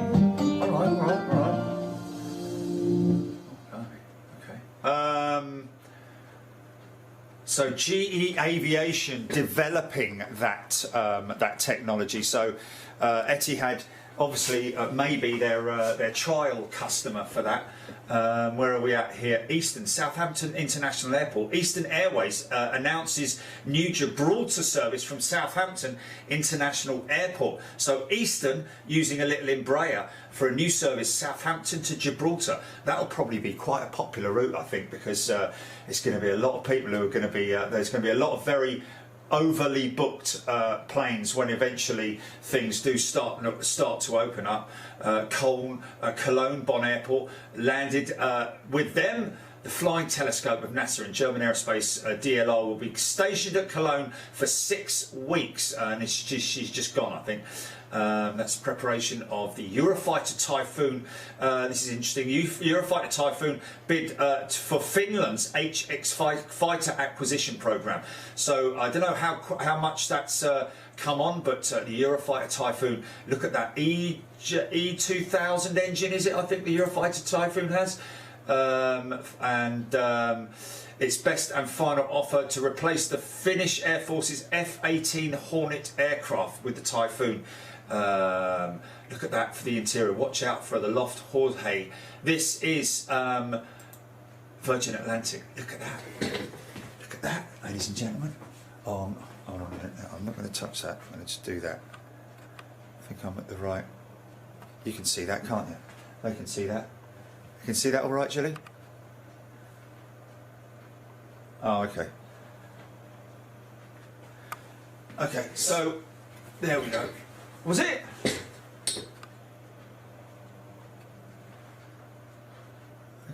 Okay, popping in and out of focus. But anyway, look at that lounge. Look at that lounge on an A350 with Virgin Atlantic. Just imagine just chilling in there. But there we go. Shea Oakley 747. Now that's definitely a 100 there, folks, because Lufthansa 747 130 Yankee Alpha arrives at Frankfurt in April 1970, taxiing by one of the company's venerable Vickers Viscounts, and there's a lot of people out there who will remember the Vickers Viscount. Let's just see if we've got a bigger picture. Oh, there's a nice picture of it. Look at that lovely old Lufthansa 747 100. With a Viscount right next to it. Wow. Those are the days, eh? Those are the days. Anyway, so TUI, breaking news. There we go. TUI needs to obviously do a lot of work on their 737 Maxes in order to bring them back into operation, as do so many.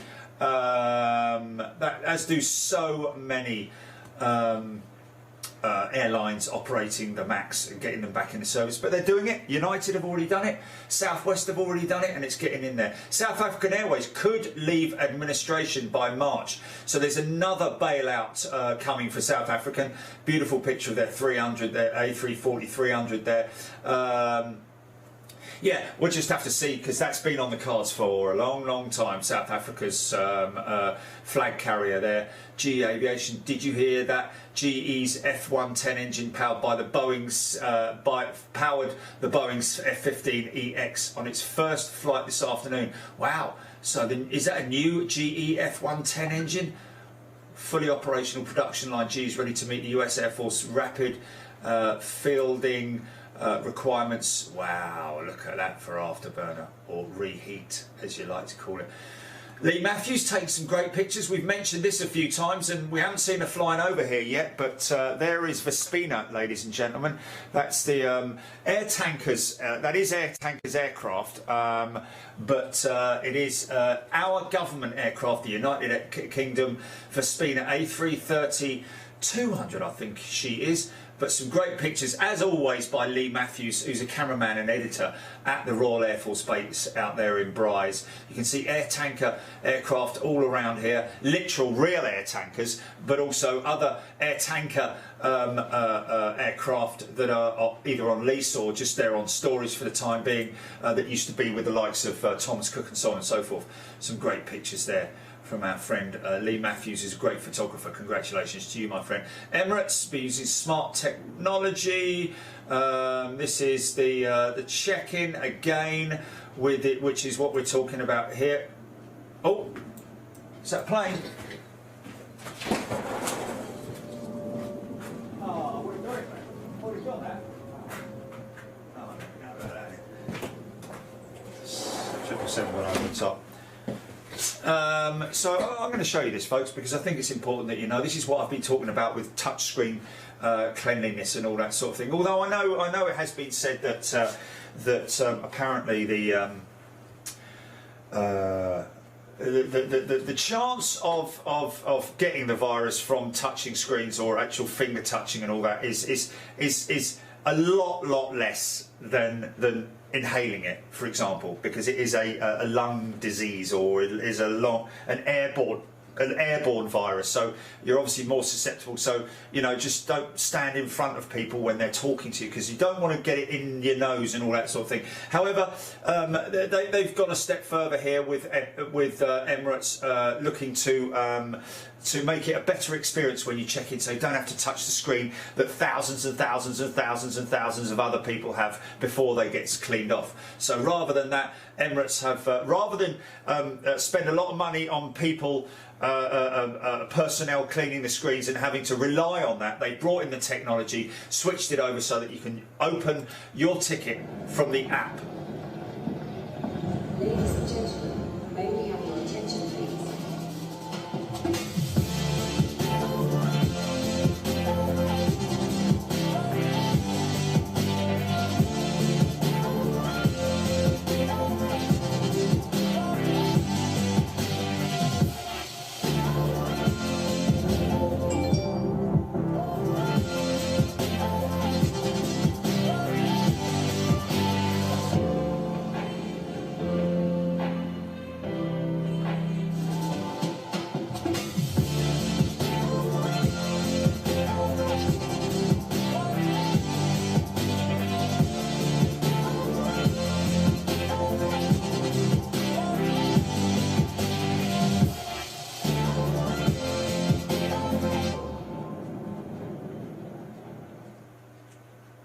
Was that Air Canada to Toronto that I just missed?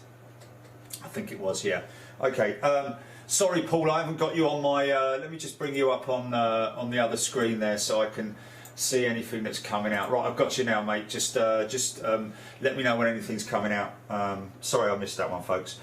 Waffling on. Let's just see everybody's here. Okay, lots of people. Martin Forbes likes the fancy suitcase. Okay, there we go. So Emirates doing the right thing, as I'm sure all the other airlines are. Boeing test flight crew took this baby N8818Q for a test drive around the block on January the 25th. It flew back around and did a how you doing touch and go through Painfield. This is from Katie Bailey, freelance photographer out there at Painfield, lives very close to it by the sounds of it, and she's lucky that she gets some great images there of aircraft being tested, 777Xs, all that kind of stuff, Dreamliners, and of course this Southwest 737 MAX being tested once again. Amazing to there you go, look, there you go, look at that 777. I think they might be X's there. There's certainly 5 doors. I think they might be X's. Just looking at, I don't know though. Would they? Yeah, is that wing? No, because they normally put the wings up at storage, so they're probably 300s, I'd imagine.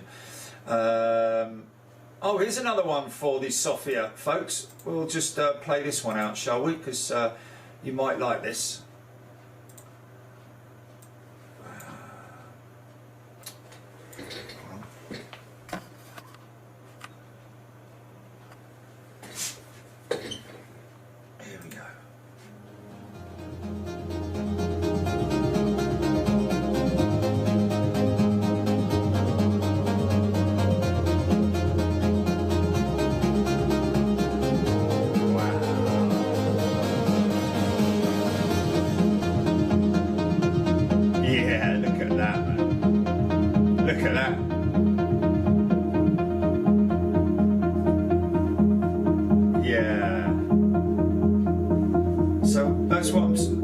That's what I'm talking about here, folks. You see the rotation of the see those huge doors that have been fitted to her.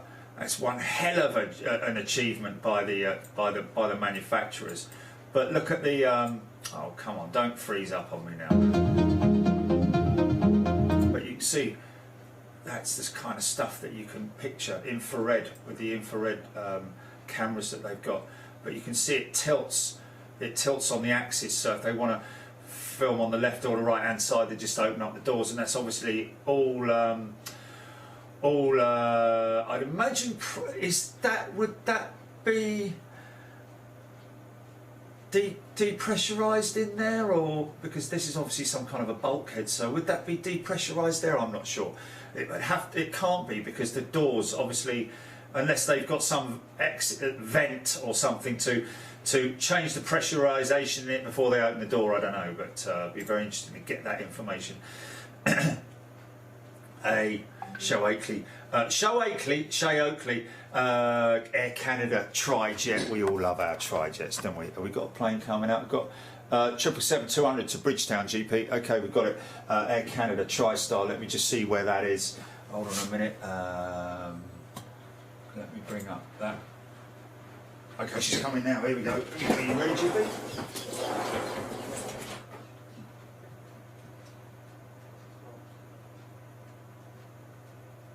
Sorry?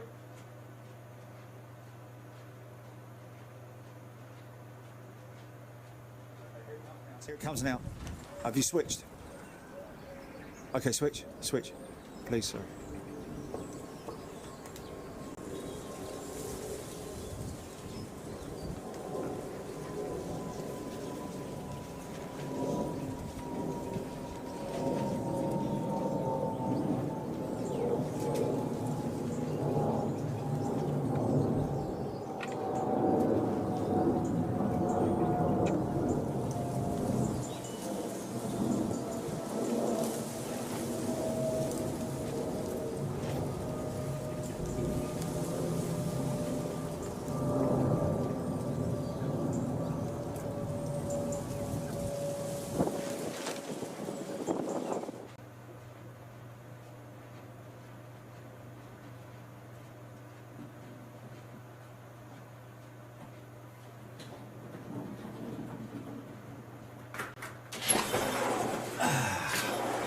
Flipping heck, it's cold outside, but baby, it's good. Yeah. Oh, look at this from Airbus Corporate Communications and Social Media Manager, Anthony Rosendo. All good things come in pairs. Uganda Airlines A330neo fleet is now complete with the delivery of the second aircraft, such a beautiful livery. A proud salute to the Uganda national flag. And there you go, ladies and gentlemen. That's one we will have missed. We would have seen that if we had been able to travel down to Toulouse, ladies and gentlemen. We would have seen that. by this time, by now. We probably would have seen those being tested in different guises when we go out to Toulouse. So there's a couple that we have very unfortunately missed. Uganda Airlines A330 Neo with that. Oh, it's just a beautiful aircraft. I love it. Right. Okay. Oh, look at this. It's another one from Shay, I've got to say. But look, folks, we all love our 727s and our retro jets. Look at that.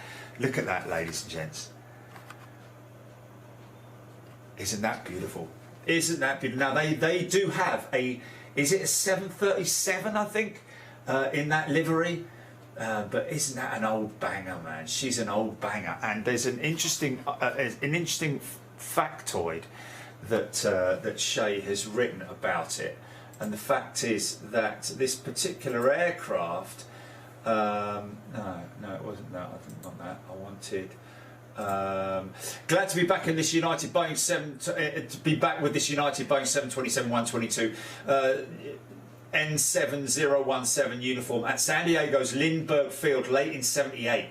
It is still painted in the 4-star friendship colours, despite their later Sal Bass designed tulip livery having been introduced about 4.5 years earlier. And he suspects one of the reasons the photographer took this shot is because this aircraft was one of only a handful of United aircraft remaining which still sported that livery. So yeah, any opportunity you could get for that. And there again, this time James Pearson, Aviation Development Chief Analyst, talking about the new service with Eastern Airways with Southampton and Birmingham and London City down to Gibraltar, which is quite interesting. Turkish getting involved once again. There's the Braniff. That's a lovely old image there, isn't it? Look at that. We know they used proper pastel colours, but look at that old Lockheed Electra, I think it is.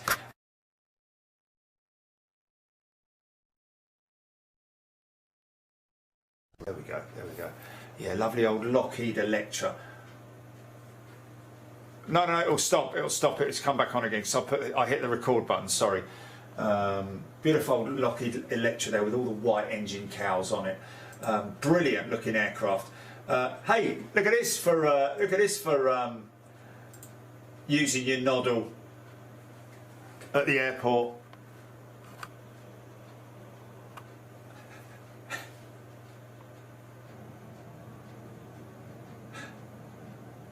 That's good exercise, isn't it? You want one of them, Jilly? Okay. It doesn't look very comfortable, does it? The seat doesn't look very comfortable. Yeah. Anyway, so that's there. Oh man, look at that picture. Look at that picture, ladies and gents. And there is a video, I have to say, of that aircraft taxiing up. Oh, let me just see if I can bring that up. I can't change the position. That is very annoying when I can't do that. But look at that Antonov AN124, and look at the height he's had to come up that ramp as well, which is kind of crazy. Right, we're nearly there, folks. I don't know what we're moving on to next anyway. Oh, we've seen that one, haven't we? So we are at the end of the news. Here ends the news. So there we go. Boeing 747 tracking satellite. Okay, so where are we next? What are we going to do next? So the model. Okay. She's a model and she's looking fine. Right, I'm going to get a coffee. So should we play something out just briefly? What about that piece from? Okay,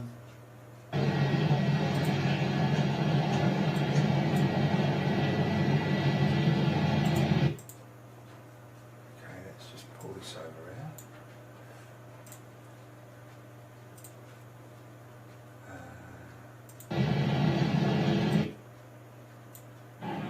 Yeah, just to... Okay, so this is... give you something to look at, you know what I mean? Okay. Fade over, fade over.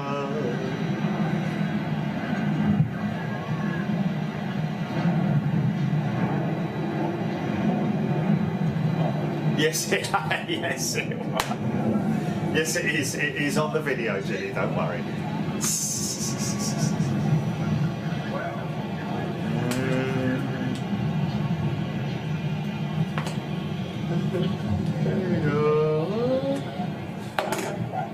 Let's move it on a little bit. So I'm going to get a coffee. I need to get a coffee. Okay, here we go. We start moving now. So that's the runway that we saw that jumbo jet going out of. Squeezy jet. I'm going to get coffee, Jilly. So here we are, folks. That's all right. Is that all right? Two half and Zurich. Or Zurich. Sorry, I know you're a little bit. There we go. So it's an internal European flight. What about the camera? We are on observation deck.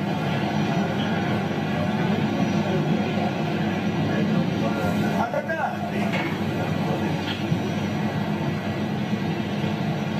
I'm on the main observation deck.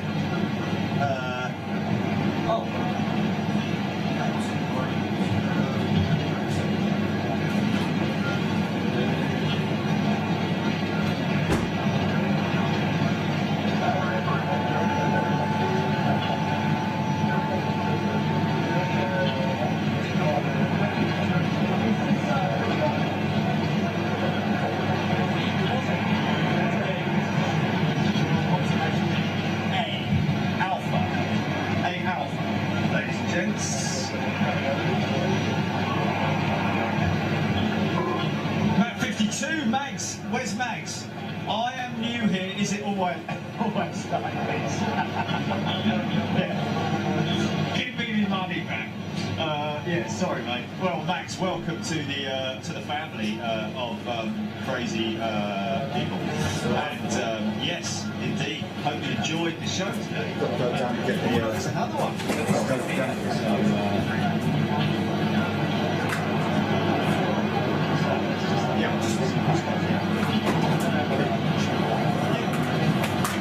Oh, this is me then. This is me. Yeah, sorry. Sorry, mate. Back in a minute, folks. You're right. Do you need anything? You haven't come in, folks.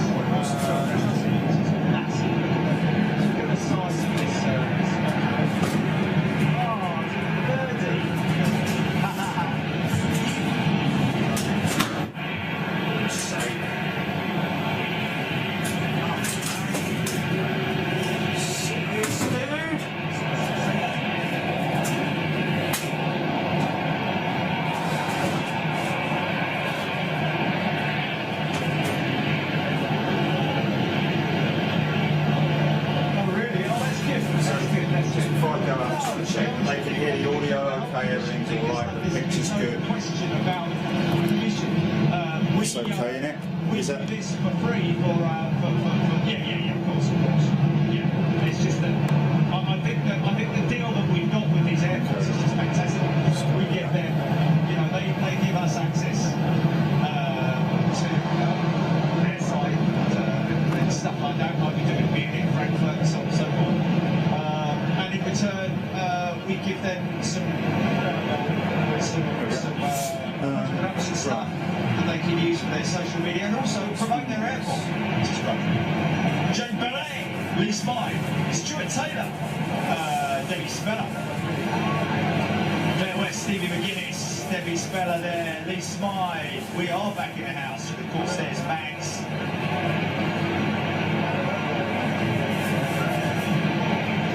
Watch you come on, John Bailey. What's that?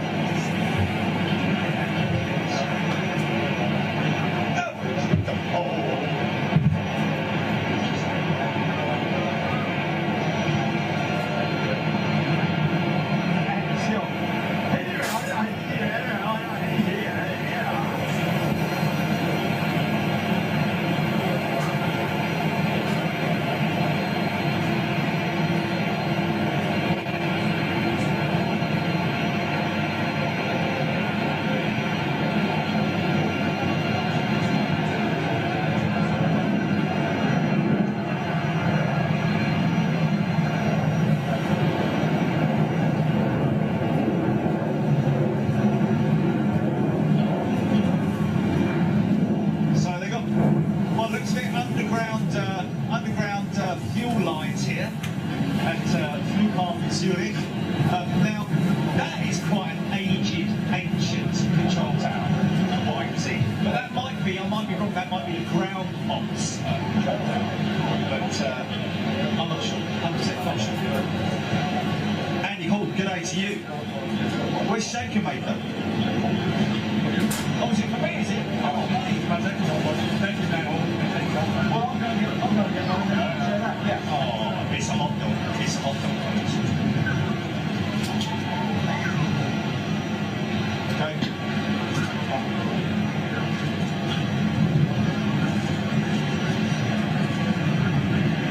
Pat Ryan. Good day, Pat Ryan.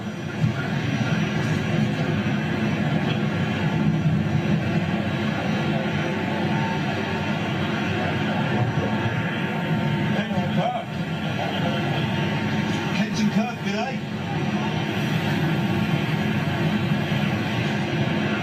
Kenton, hope you managed to catch the other part of the show early this morning. If you did, of course, you watched that back.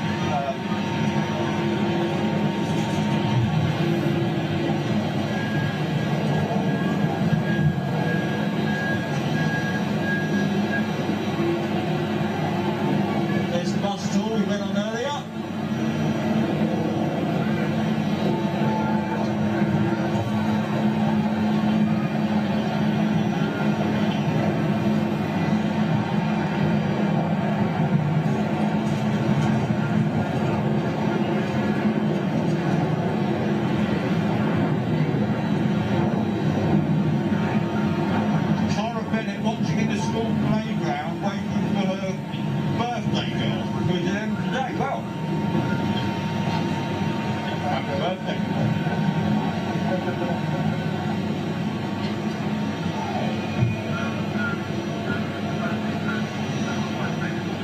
Everybody welcoming Kenton.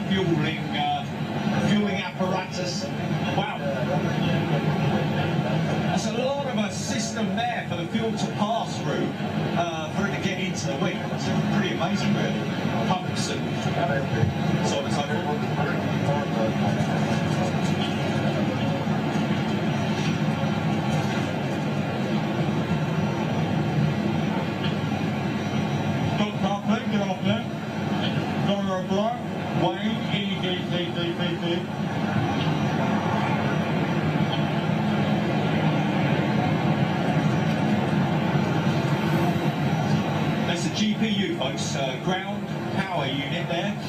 That's powering the certain auxiliaries and this and that.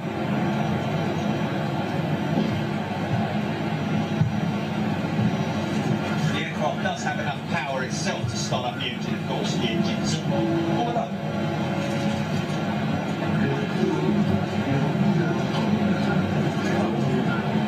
Just say because of time.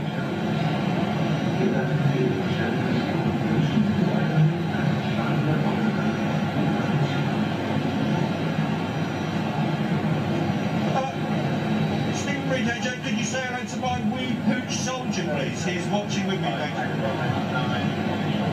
Oh. Is that a dog? Soldier! Soldier! What's that? Where's it on?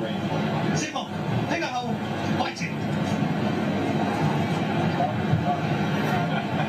Where's it,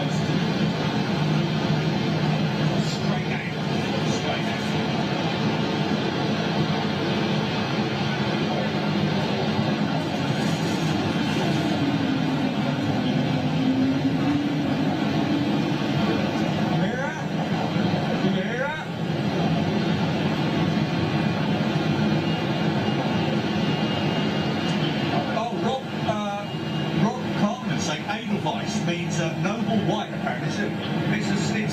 It's a flower from, well, it's a resident flower of Richmond, probably. Lee Barrett's asking who I flew with. British Airways, my friend. I flew with BAE quite a lot, I have to say. Otherwise, it's usually Squeezy Jet or Ryanair.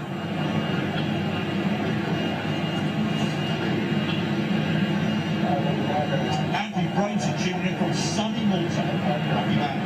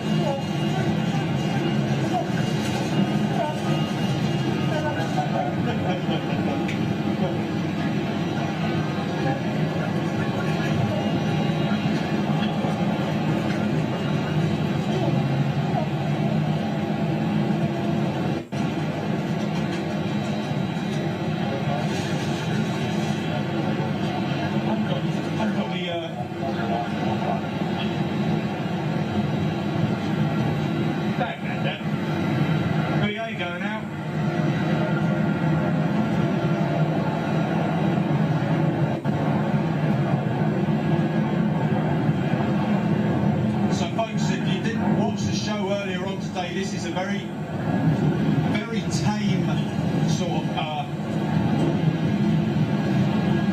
a very tame segment, so to speak. However, I have to say, we've had it all today. We've had big jets, we've had action out in the infield, we've had great footage over on Observation Deck E, and of course we had the bus tour as well, so we've done a hell of a lot. And now, of course, a nice little bit of apron action, which I know a lot of you like. I'm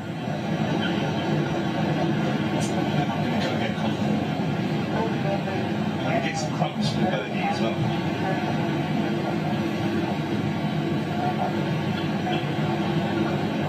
He's just unhitched the fuel line.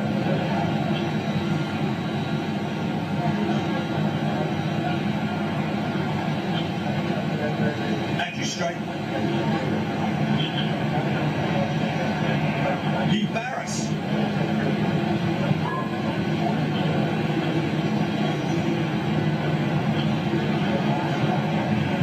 Was that a coffee truck? 2 lattes, pick up. Ah, you shut up.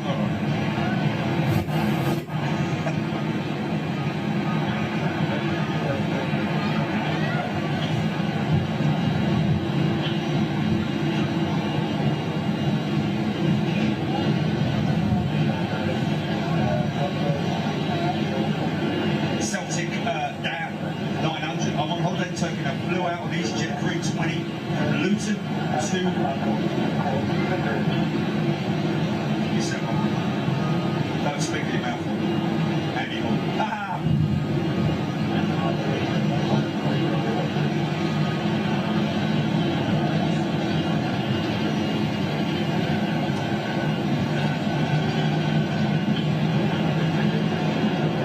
Julie Chaston.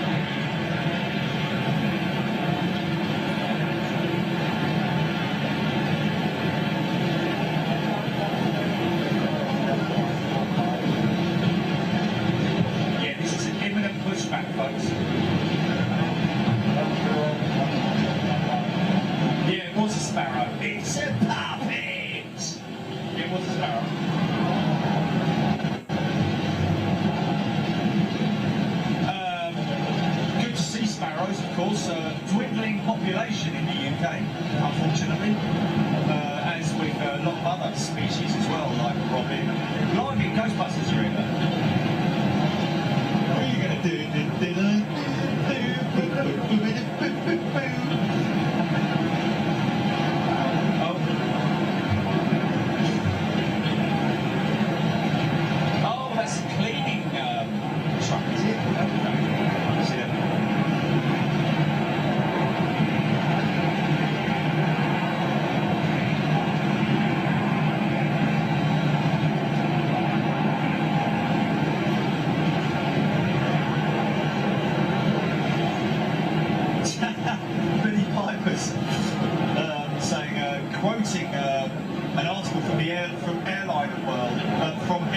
watch Zurich, the Airbus A220 is often praised as one of the quietest airlines in the world. Well, I have to say, I don't know why it would be praised as one of the quietest airlines. The A220. Are we talking about the? Are we talking about the?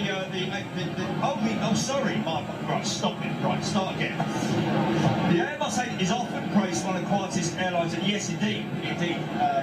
But residents around Zurich Airport think it sounds like a horny killer whale. Well, horny killer whale? I've never heard of a killer. I've never heard of what a horny killer whale sounds like. Maybe a bee or something like that. However, now hold on a minute. Maybe they're talking about that noise that you get from those PWs. That's maybe what they're talking about. When they're on approach, yes, perhaps you get that noise. Whether that's what a killer whale sounds like, I've absolutely no idea whatsoever. Right, okay.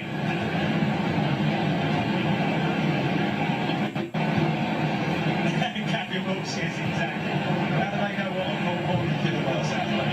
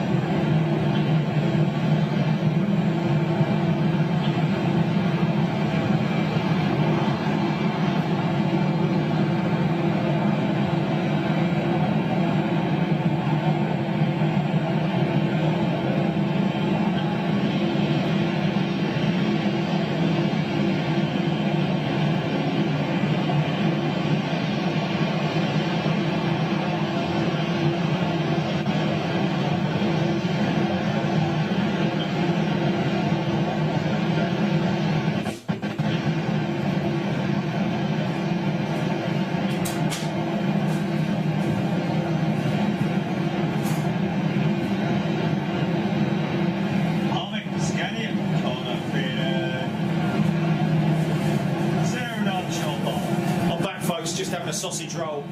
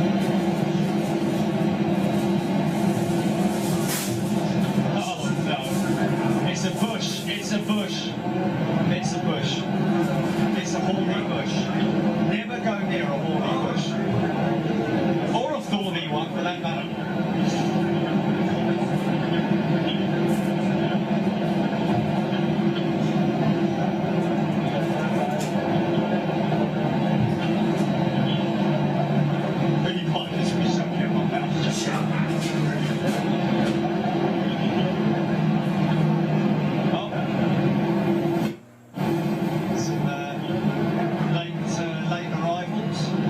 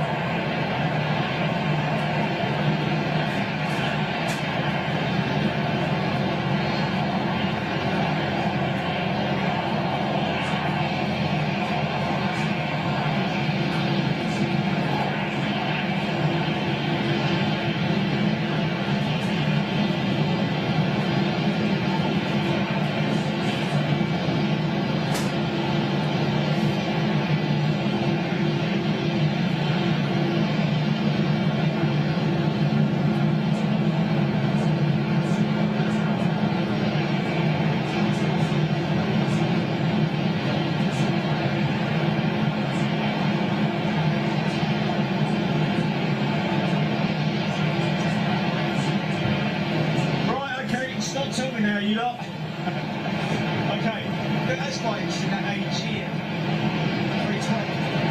New radio, replace the radio. Oh, what?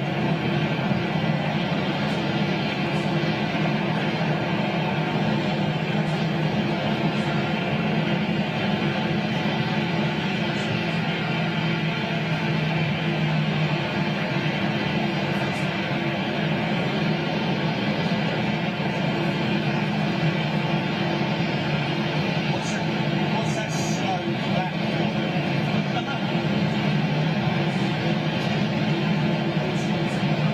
Oh, right, yeah. Yeah. With those old school emojis.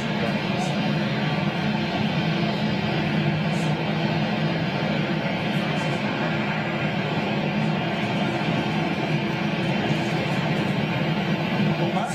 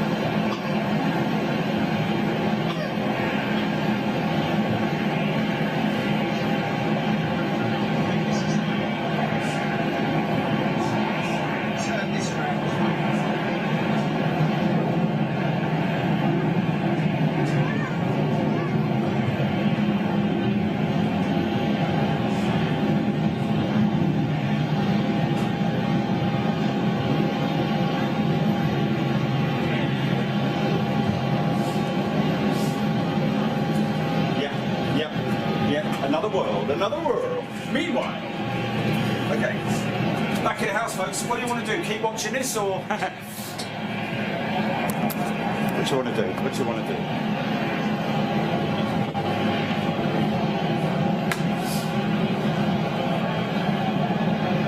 No, you don't. So if you want to do it now, we're going to finish at 4. Yeah. So we can come back to this on another. We'll play out this show on another day. So cool.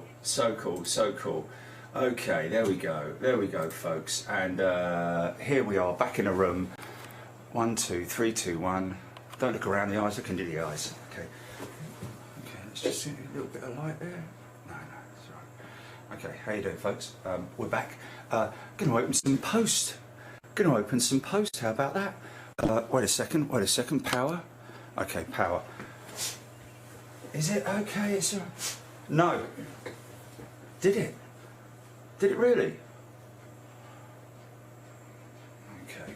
Well, fortunately, this isn't something that happens out in the field, Julie. So we shall overcome the static. La la la. So Big Jet TV, box 747, 21 Clarence Street, Tango Whiskey 184 Sierra uniform. Easy for you to say. Is where you need to send your free sticker requests, folks. And let's see who's in the mail today.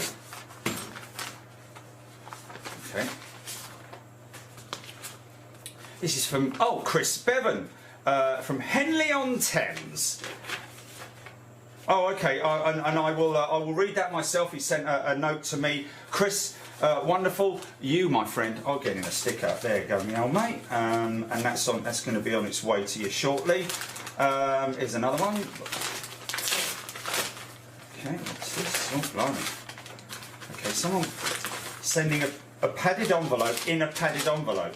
Okay, Ross Walker is obviously getting rid of all his padded envelopes that he's obviously got a too much stock of. But Ross Walker in St Andrews, Fife in Scotland. Sticker in a massive, great big padded envelope. That definitely will get there for sure. We've got that one going out to you there, my friend. This is another one. Interestingly enough, obviously they've forgotten to put something in it, so they've re-sellotaped it up. So I'll open it up the other end.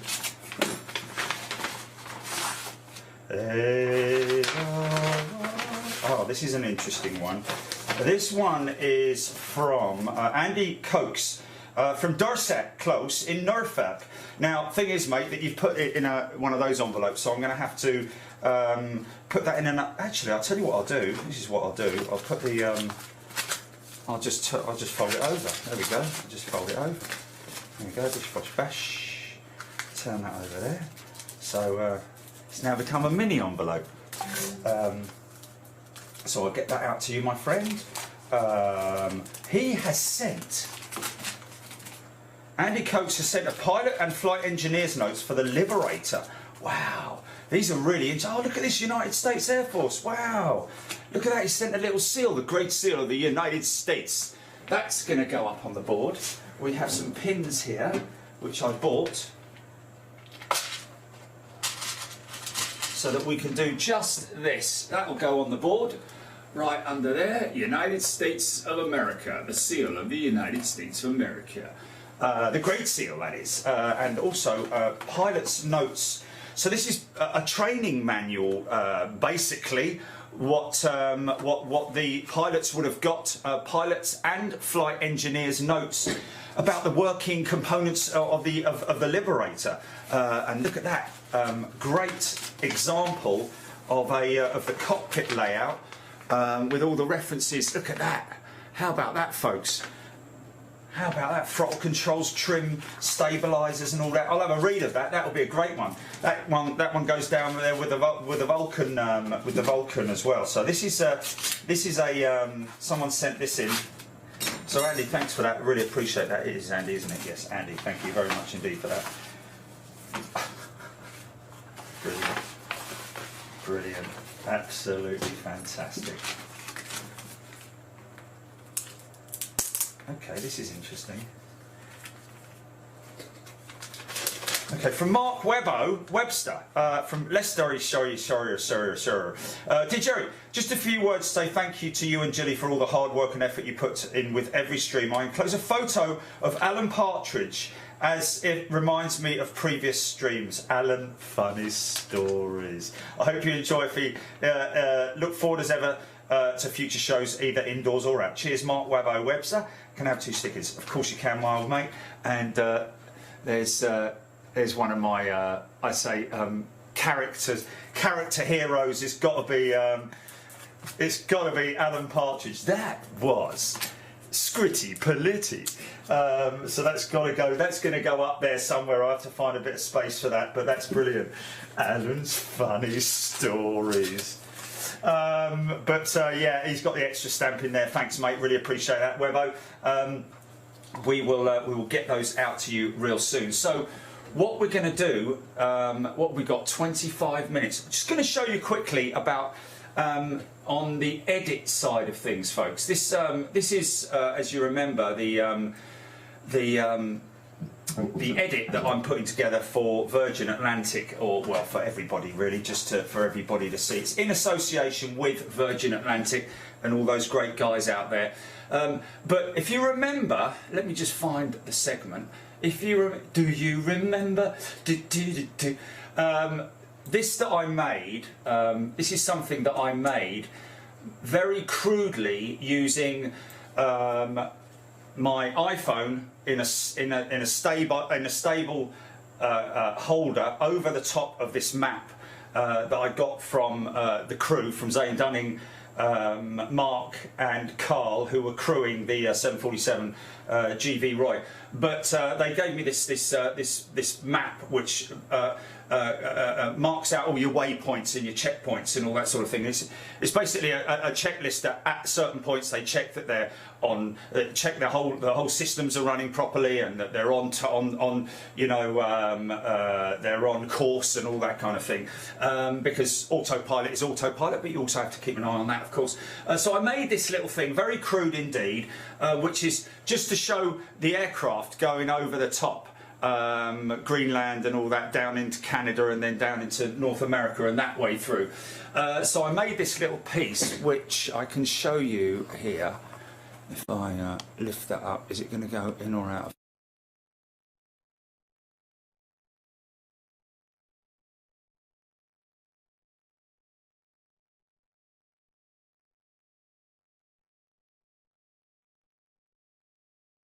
Sorry.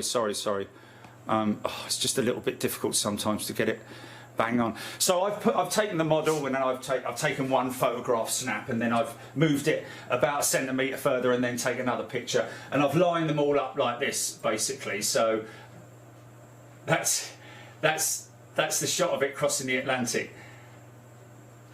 over the top and down over the other side into into Vegas before it reaches Pinal. Now I had laid that down in some of the places here, like for example here, up here, where we've got this little bit playing out here. So, just come out of that a little bit further, so you can see. So this is where, hello from the Queen, we are now in international waters. Thank you all for the send-off. So this is where we've taken off.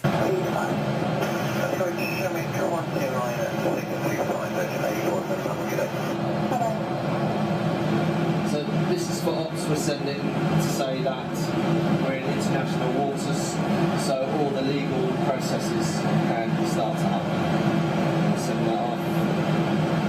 Now, as a filler, what I've done is I've put those bits of the aircraft at different points. And this was the initial thinking around it. So there it is, going up and over top of Greenland. In now. And I'm not allowed to show that bit, unfortunately, because of because he's wearing his sweatshirt and his and his baseball cap. And then we've got the next bit coming down over the top on the descent, on the way in, showing on the waypoint. Some more beautiful shots there on the cockpit, and then finally on the approach. They're on the descent now. I think we're starting the descent. starting to it's an audio. Oh, okay. And then the final bit of it parking there. Here we are on the approach into Las Vegas. So what I'm thinking is, I'm not sure if I like this. So what I've done is, and this is a little bit of you take that, let me just take that, you copy it, okay, reduce it. This is very, find this bit here, down here. Now, where these guys are here, I'm thinking he comes on and he shows me here, crossing over the Atlantic. Now I'm wondering whether I might, and I can always come back and take this away if I want to, but if I drop that aeroplane segment into there and then use, okay, line that up there, use this, put that above there, bring that down there. We've got a cross dissolve in there, I think. It's very northerly today, so yellow is land, white is sea. That's the UK. Okay. That's the UK, departing out of London. Right. So this is what I'm going to do. I'm going to start the audio here. I'm going to make that a little bit more. I'm going to bring that up a little bit further there. Put a dissolve onto it. Bring the audio up. So let's just see if I can. Departing out of London, pretty much straight north up towards Manchester over Glasgow, all the way up to Iceland. Okay, so no, it's not going to work. It's not going to work because he's straight over quite northerly Greenland. Yeah. Then over way up into the northern territories of Canada. Projection. Yeah. Okay, now here's something that you can do, folks. This is very, very tricky doing this. So what I'm going to do is, I'm going to see if I can use his audio, break his audio up so that it lasts the amount of time that this plays out. So I'll start it off with him doing that. Departing out of London. Departing out of London. Pretty much straight north up towards Manchester over Glasgow. Okay, so pretty much straight north up towards Manchester. So this is where we start cutting. Increase the size of this so I can get a good run on the audio. This is where skills of cutting comes in, folks, in audio check. So I'm not going to use all of that. Pretty much straight north up towards Manchester over Glasgow. Straight north up. Pretty much straight north up towards Manchester over Glasgow. Pretty much.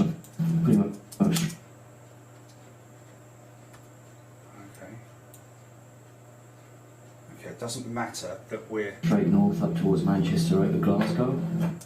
Okay.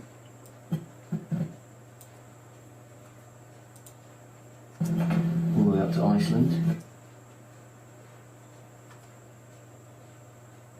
Editors are probably seeing me, watching me going, mate, you can do it a lot easier than that. All the way up to Iceland. Straight over quite northerly Greenland.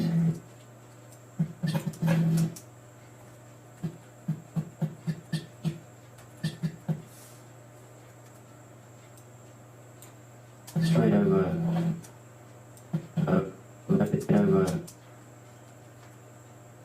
So I'm taking all the gaps out. Can you see what I'm doing? quite northerly Greenland. Yeah. Then up Greenland. Take his yeah out. Yeah. Then over way up into the northern territories of then over way up into the northern territories of then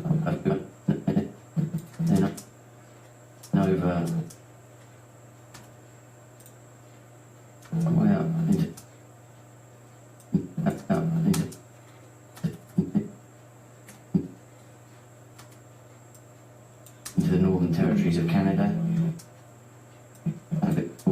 Territories of Canada. Projection. Down through Canada, way above Lake Winnipeg. Projection. Down through Canada.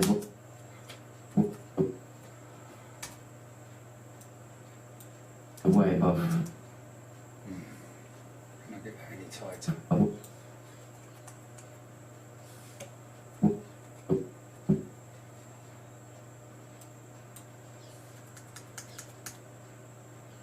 Way above Lake Winnipeg.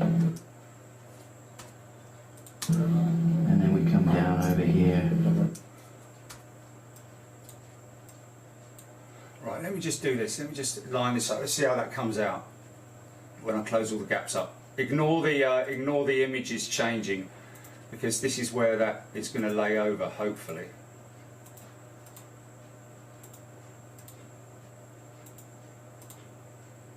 Okay. See what the audio comes out like.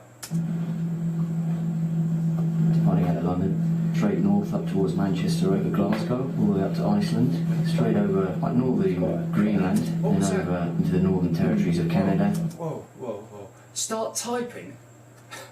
Way above Lake Winnipeg.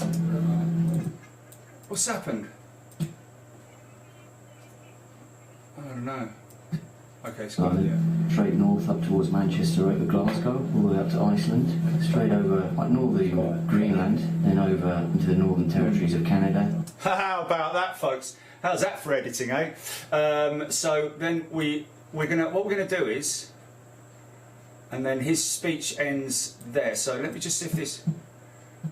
So here we are. Let's just see. Actually, I reckon I can probably. Way above Lake Winnipeg, and then we come down. Oh, way above Lake Winnipeg. Above Lake Winnipeg, and then we come down over here into the United States. Okay, so let me just see what he's saying here. Straight north up towards Manchester, over Glasgow, all the way up to Iceland, straight over like northern Greenland. Okay. Northerly Greenland, so we can go back a few, can't we? Let's just go back a few. Northerly Greenland, he said there.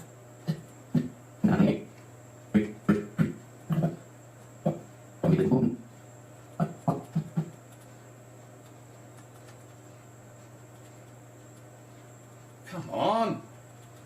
Okay, all right. Okay, let's do all of those then, shall we? So that's half of them. Okay. Up to Iceland, straight over like northern Greenland, then over into the Northern Territories of Canada, way above Lake Winnipeg, and then we come down.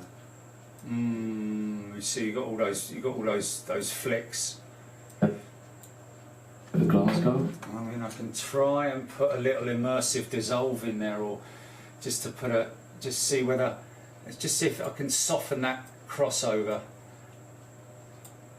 Put a very small cross dissolve in there, reduce the size of that right down,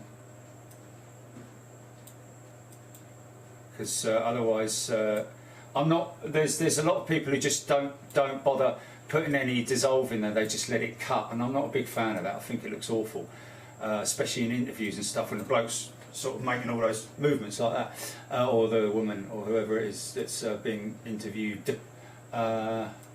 One more cross dissolve in there. I've got quickly in a minute. I'm just seeing what this looks like. Let's just see what that looks like.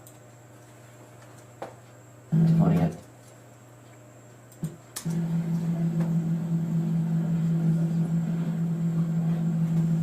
Departing out of London, straight north up towards Manchester, over Glasgow, all the way up to Iceland, straight over like northern Greenland, then over into the Northern Territories of Canada, way above.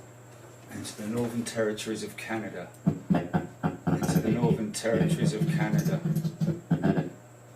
Which is those ones there, where he says into the Northern Territories of Northern Greenland, then over into the Northern Territories of Canada, way above Lake Winnipeg, and then we come down over here. Okay, so we can do a lot more. Lake Winnipeg. Okay, we can cut that. And then we come down over here. into the United States. Okay. And then we come down over here. And then we go straight into Into the. got a nice little gap there that I can see how much time I can make up when we're able to do this. And that's the thing, when you're doing something like this, folks, you get into it, and the next thing you know is it's, blimey, O'Reilly, it's 4 o'clock. We come down over here into the United States, over the 49th parallel there. That's Canada, that's US, and then down into Salt Lake City. Okay. I might just miss that bit out. Come down over here into the United, and then we come down over here. This is my last segment, isn't it? And that doesn't work. It doesn't work. Down over here. I just want to see what these cross dissolves look like. Let's just see whether they are any good or not. Hold on a minute. Over Glasgow, all the way up to Iceland, straight over like northern Greenland, then over into the Northern Territories of. That kind of works. That kind of works. I've put a black background here behind it. Then over into the Northern Territories of Canada, way above Lake Winnipeg, and then we come down over here into the United States, over the 49th parallel there. Into the United States. United States. Take the over the 49th. So the 49th parallel there. That's Canada, that's US, and then down into Salt Lake City, and then come into Vegas from the. Okay. That's US.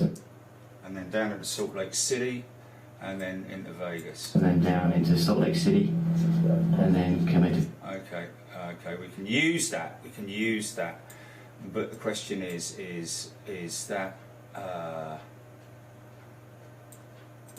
Down over here into. Okay, do a cross dissolve on that. Take that to whatever that is, which is very, very small. This is also needs to be.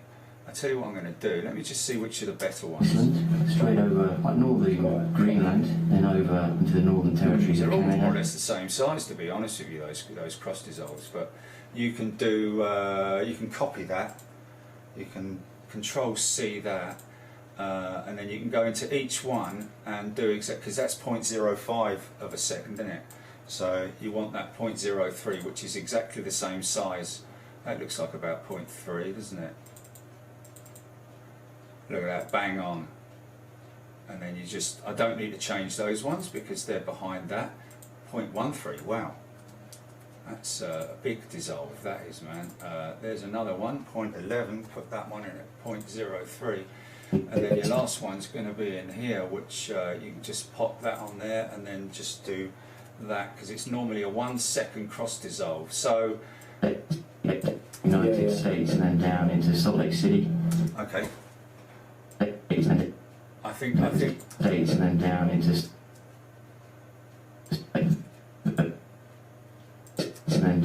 Salt Lake City, and then come into Vegas from the east.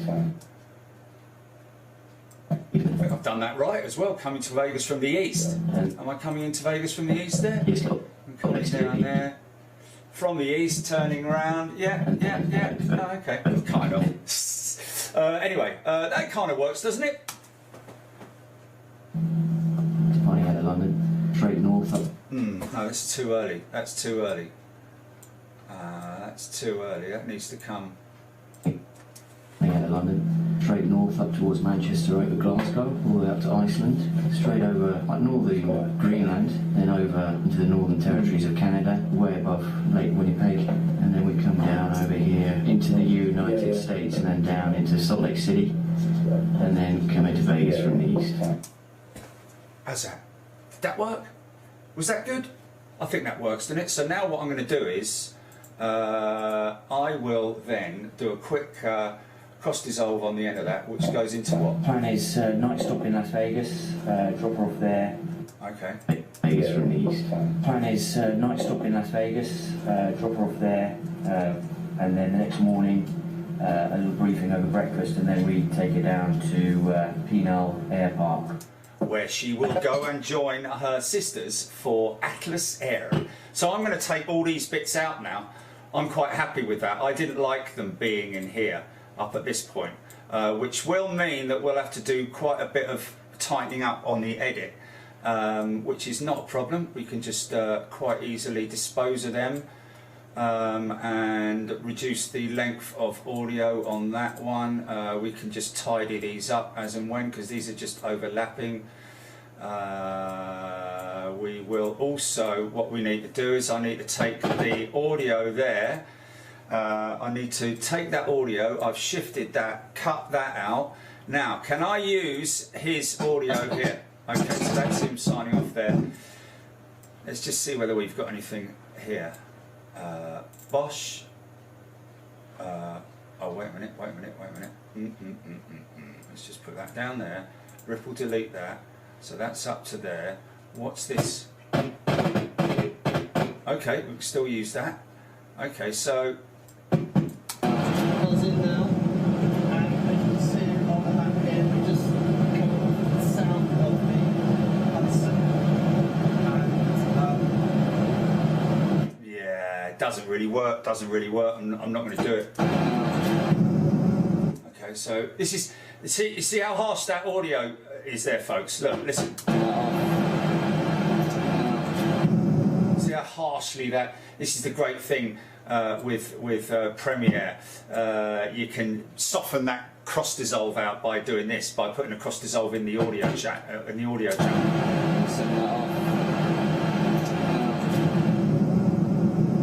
you go, from that one to that one. Oh, why not? Control Z, Control Z, Control Z. Now my obvious problem here is I've got a lovely big shot there, and this one, he's shot that, I think he shot that on his phone. Now I can't really do anything about that. Now what is interesting is, I mean, I can't increase the size of it, you see. Oh, hold on. Yeah, you know what, I'm going to do that. I think I'm just going to do that, aren't I?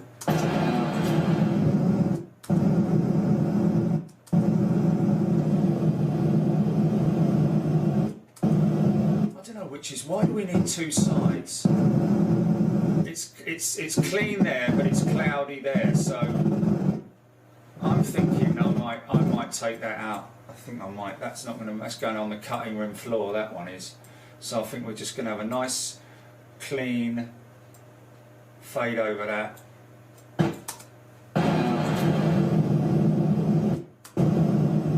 Because it was just a longer shot. The other one was very short.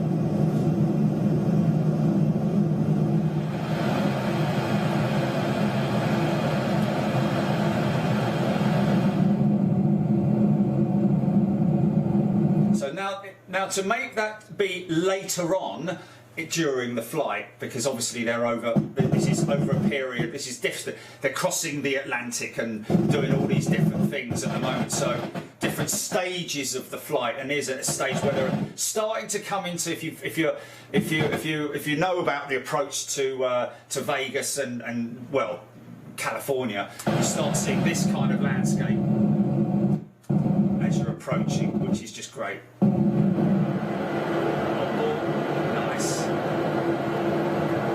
See the way I've brought these audio channels, I've overlapped them and also put fades in and out. So it doesn't make it so harsh.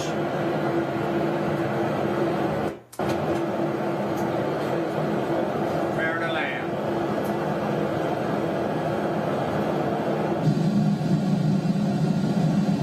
Okay, so what we need to do is just take a little bit of that, just a little bit funny. This feeling inside. Okay, so otherwise I can't get a nice clean run on that. This is separated, so I can run this audio back a little bit over there. Great thing is with these with this onboard audio stuff with the plane is all the audio is exactly the same, so you can use it in different places. Oh no.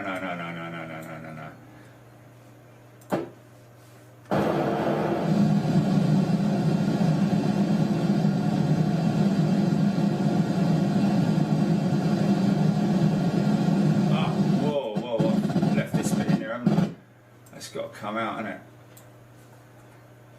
So I can drop that little bit of audio there, I can ripple that, we can go back to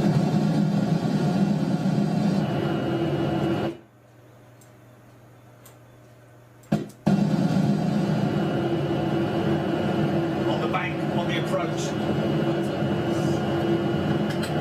Flaps.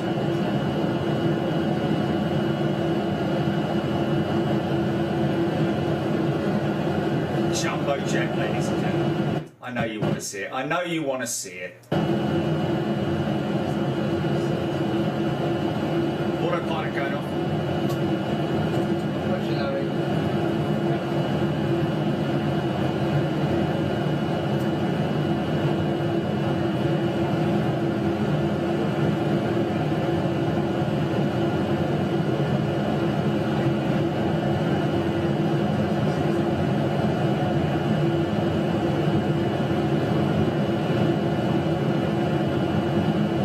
Next week's last 5,000.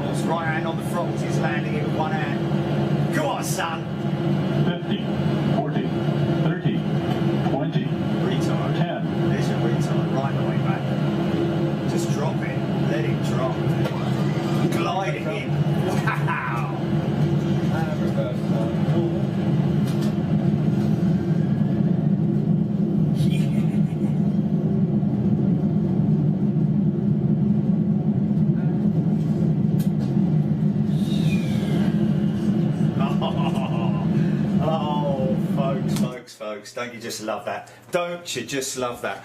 Right, okay, we're gonna oh, on now. There's my phone being dropped on the hard floor once again. How many times, I don't know.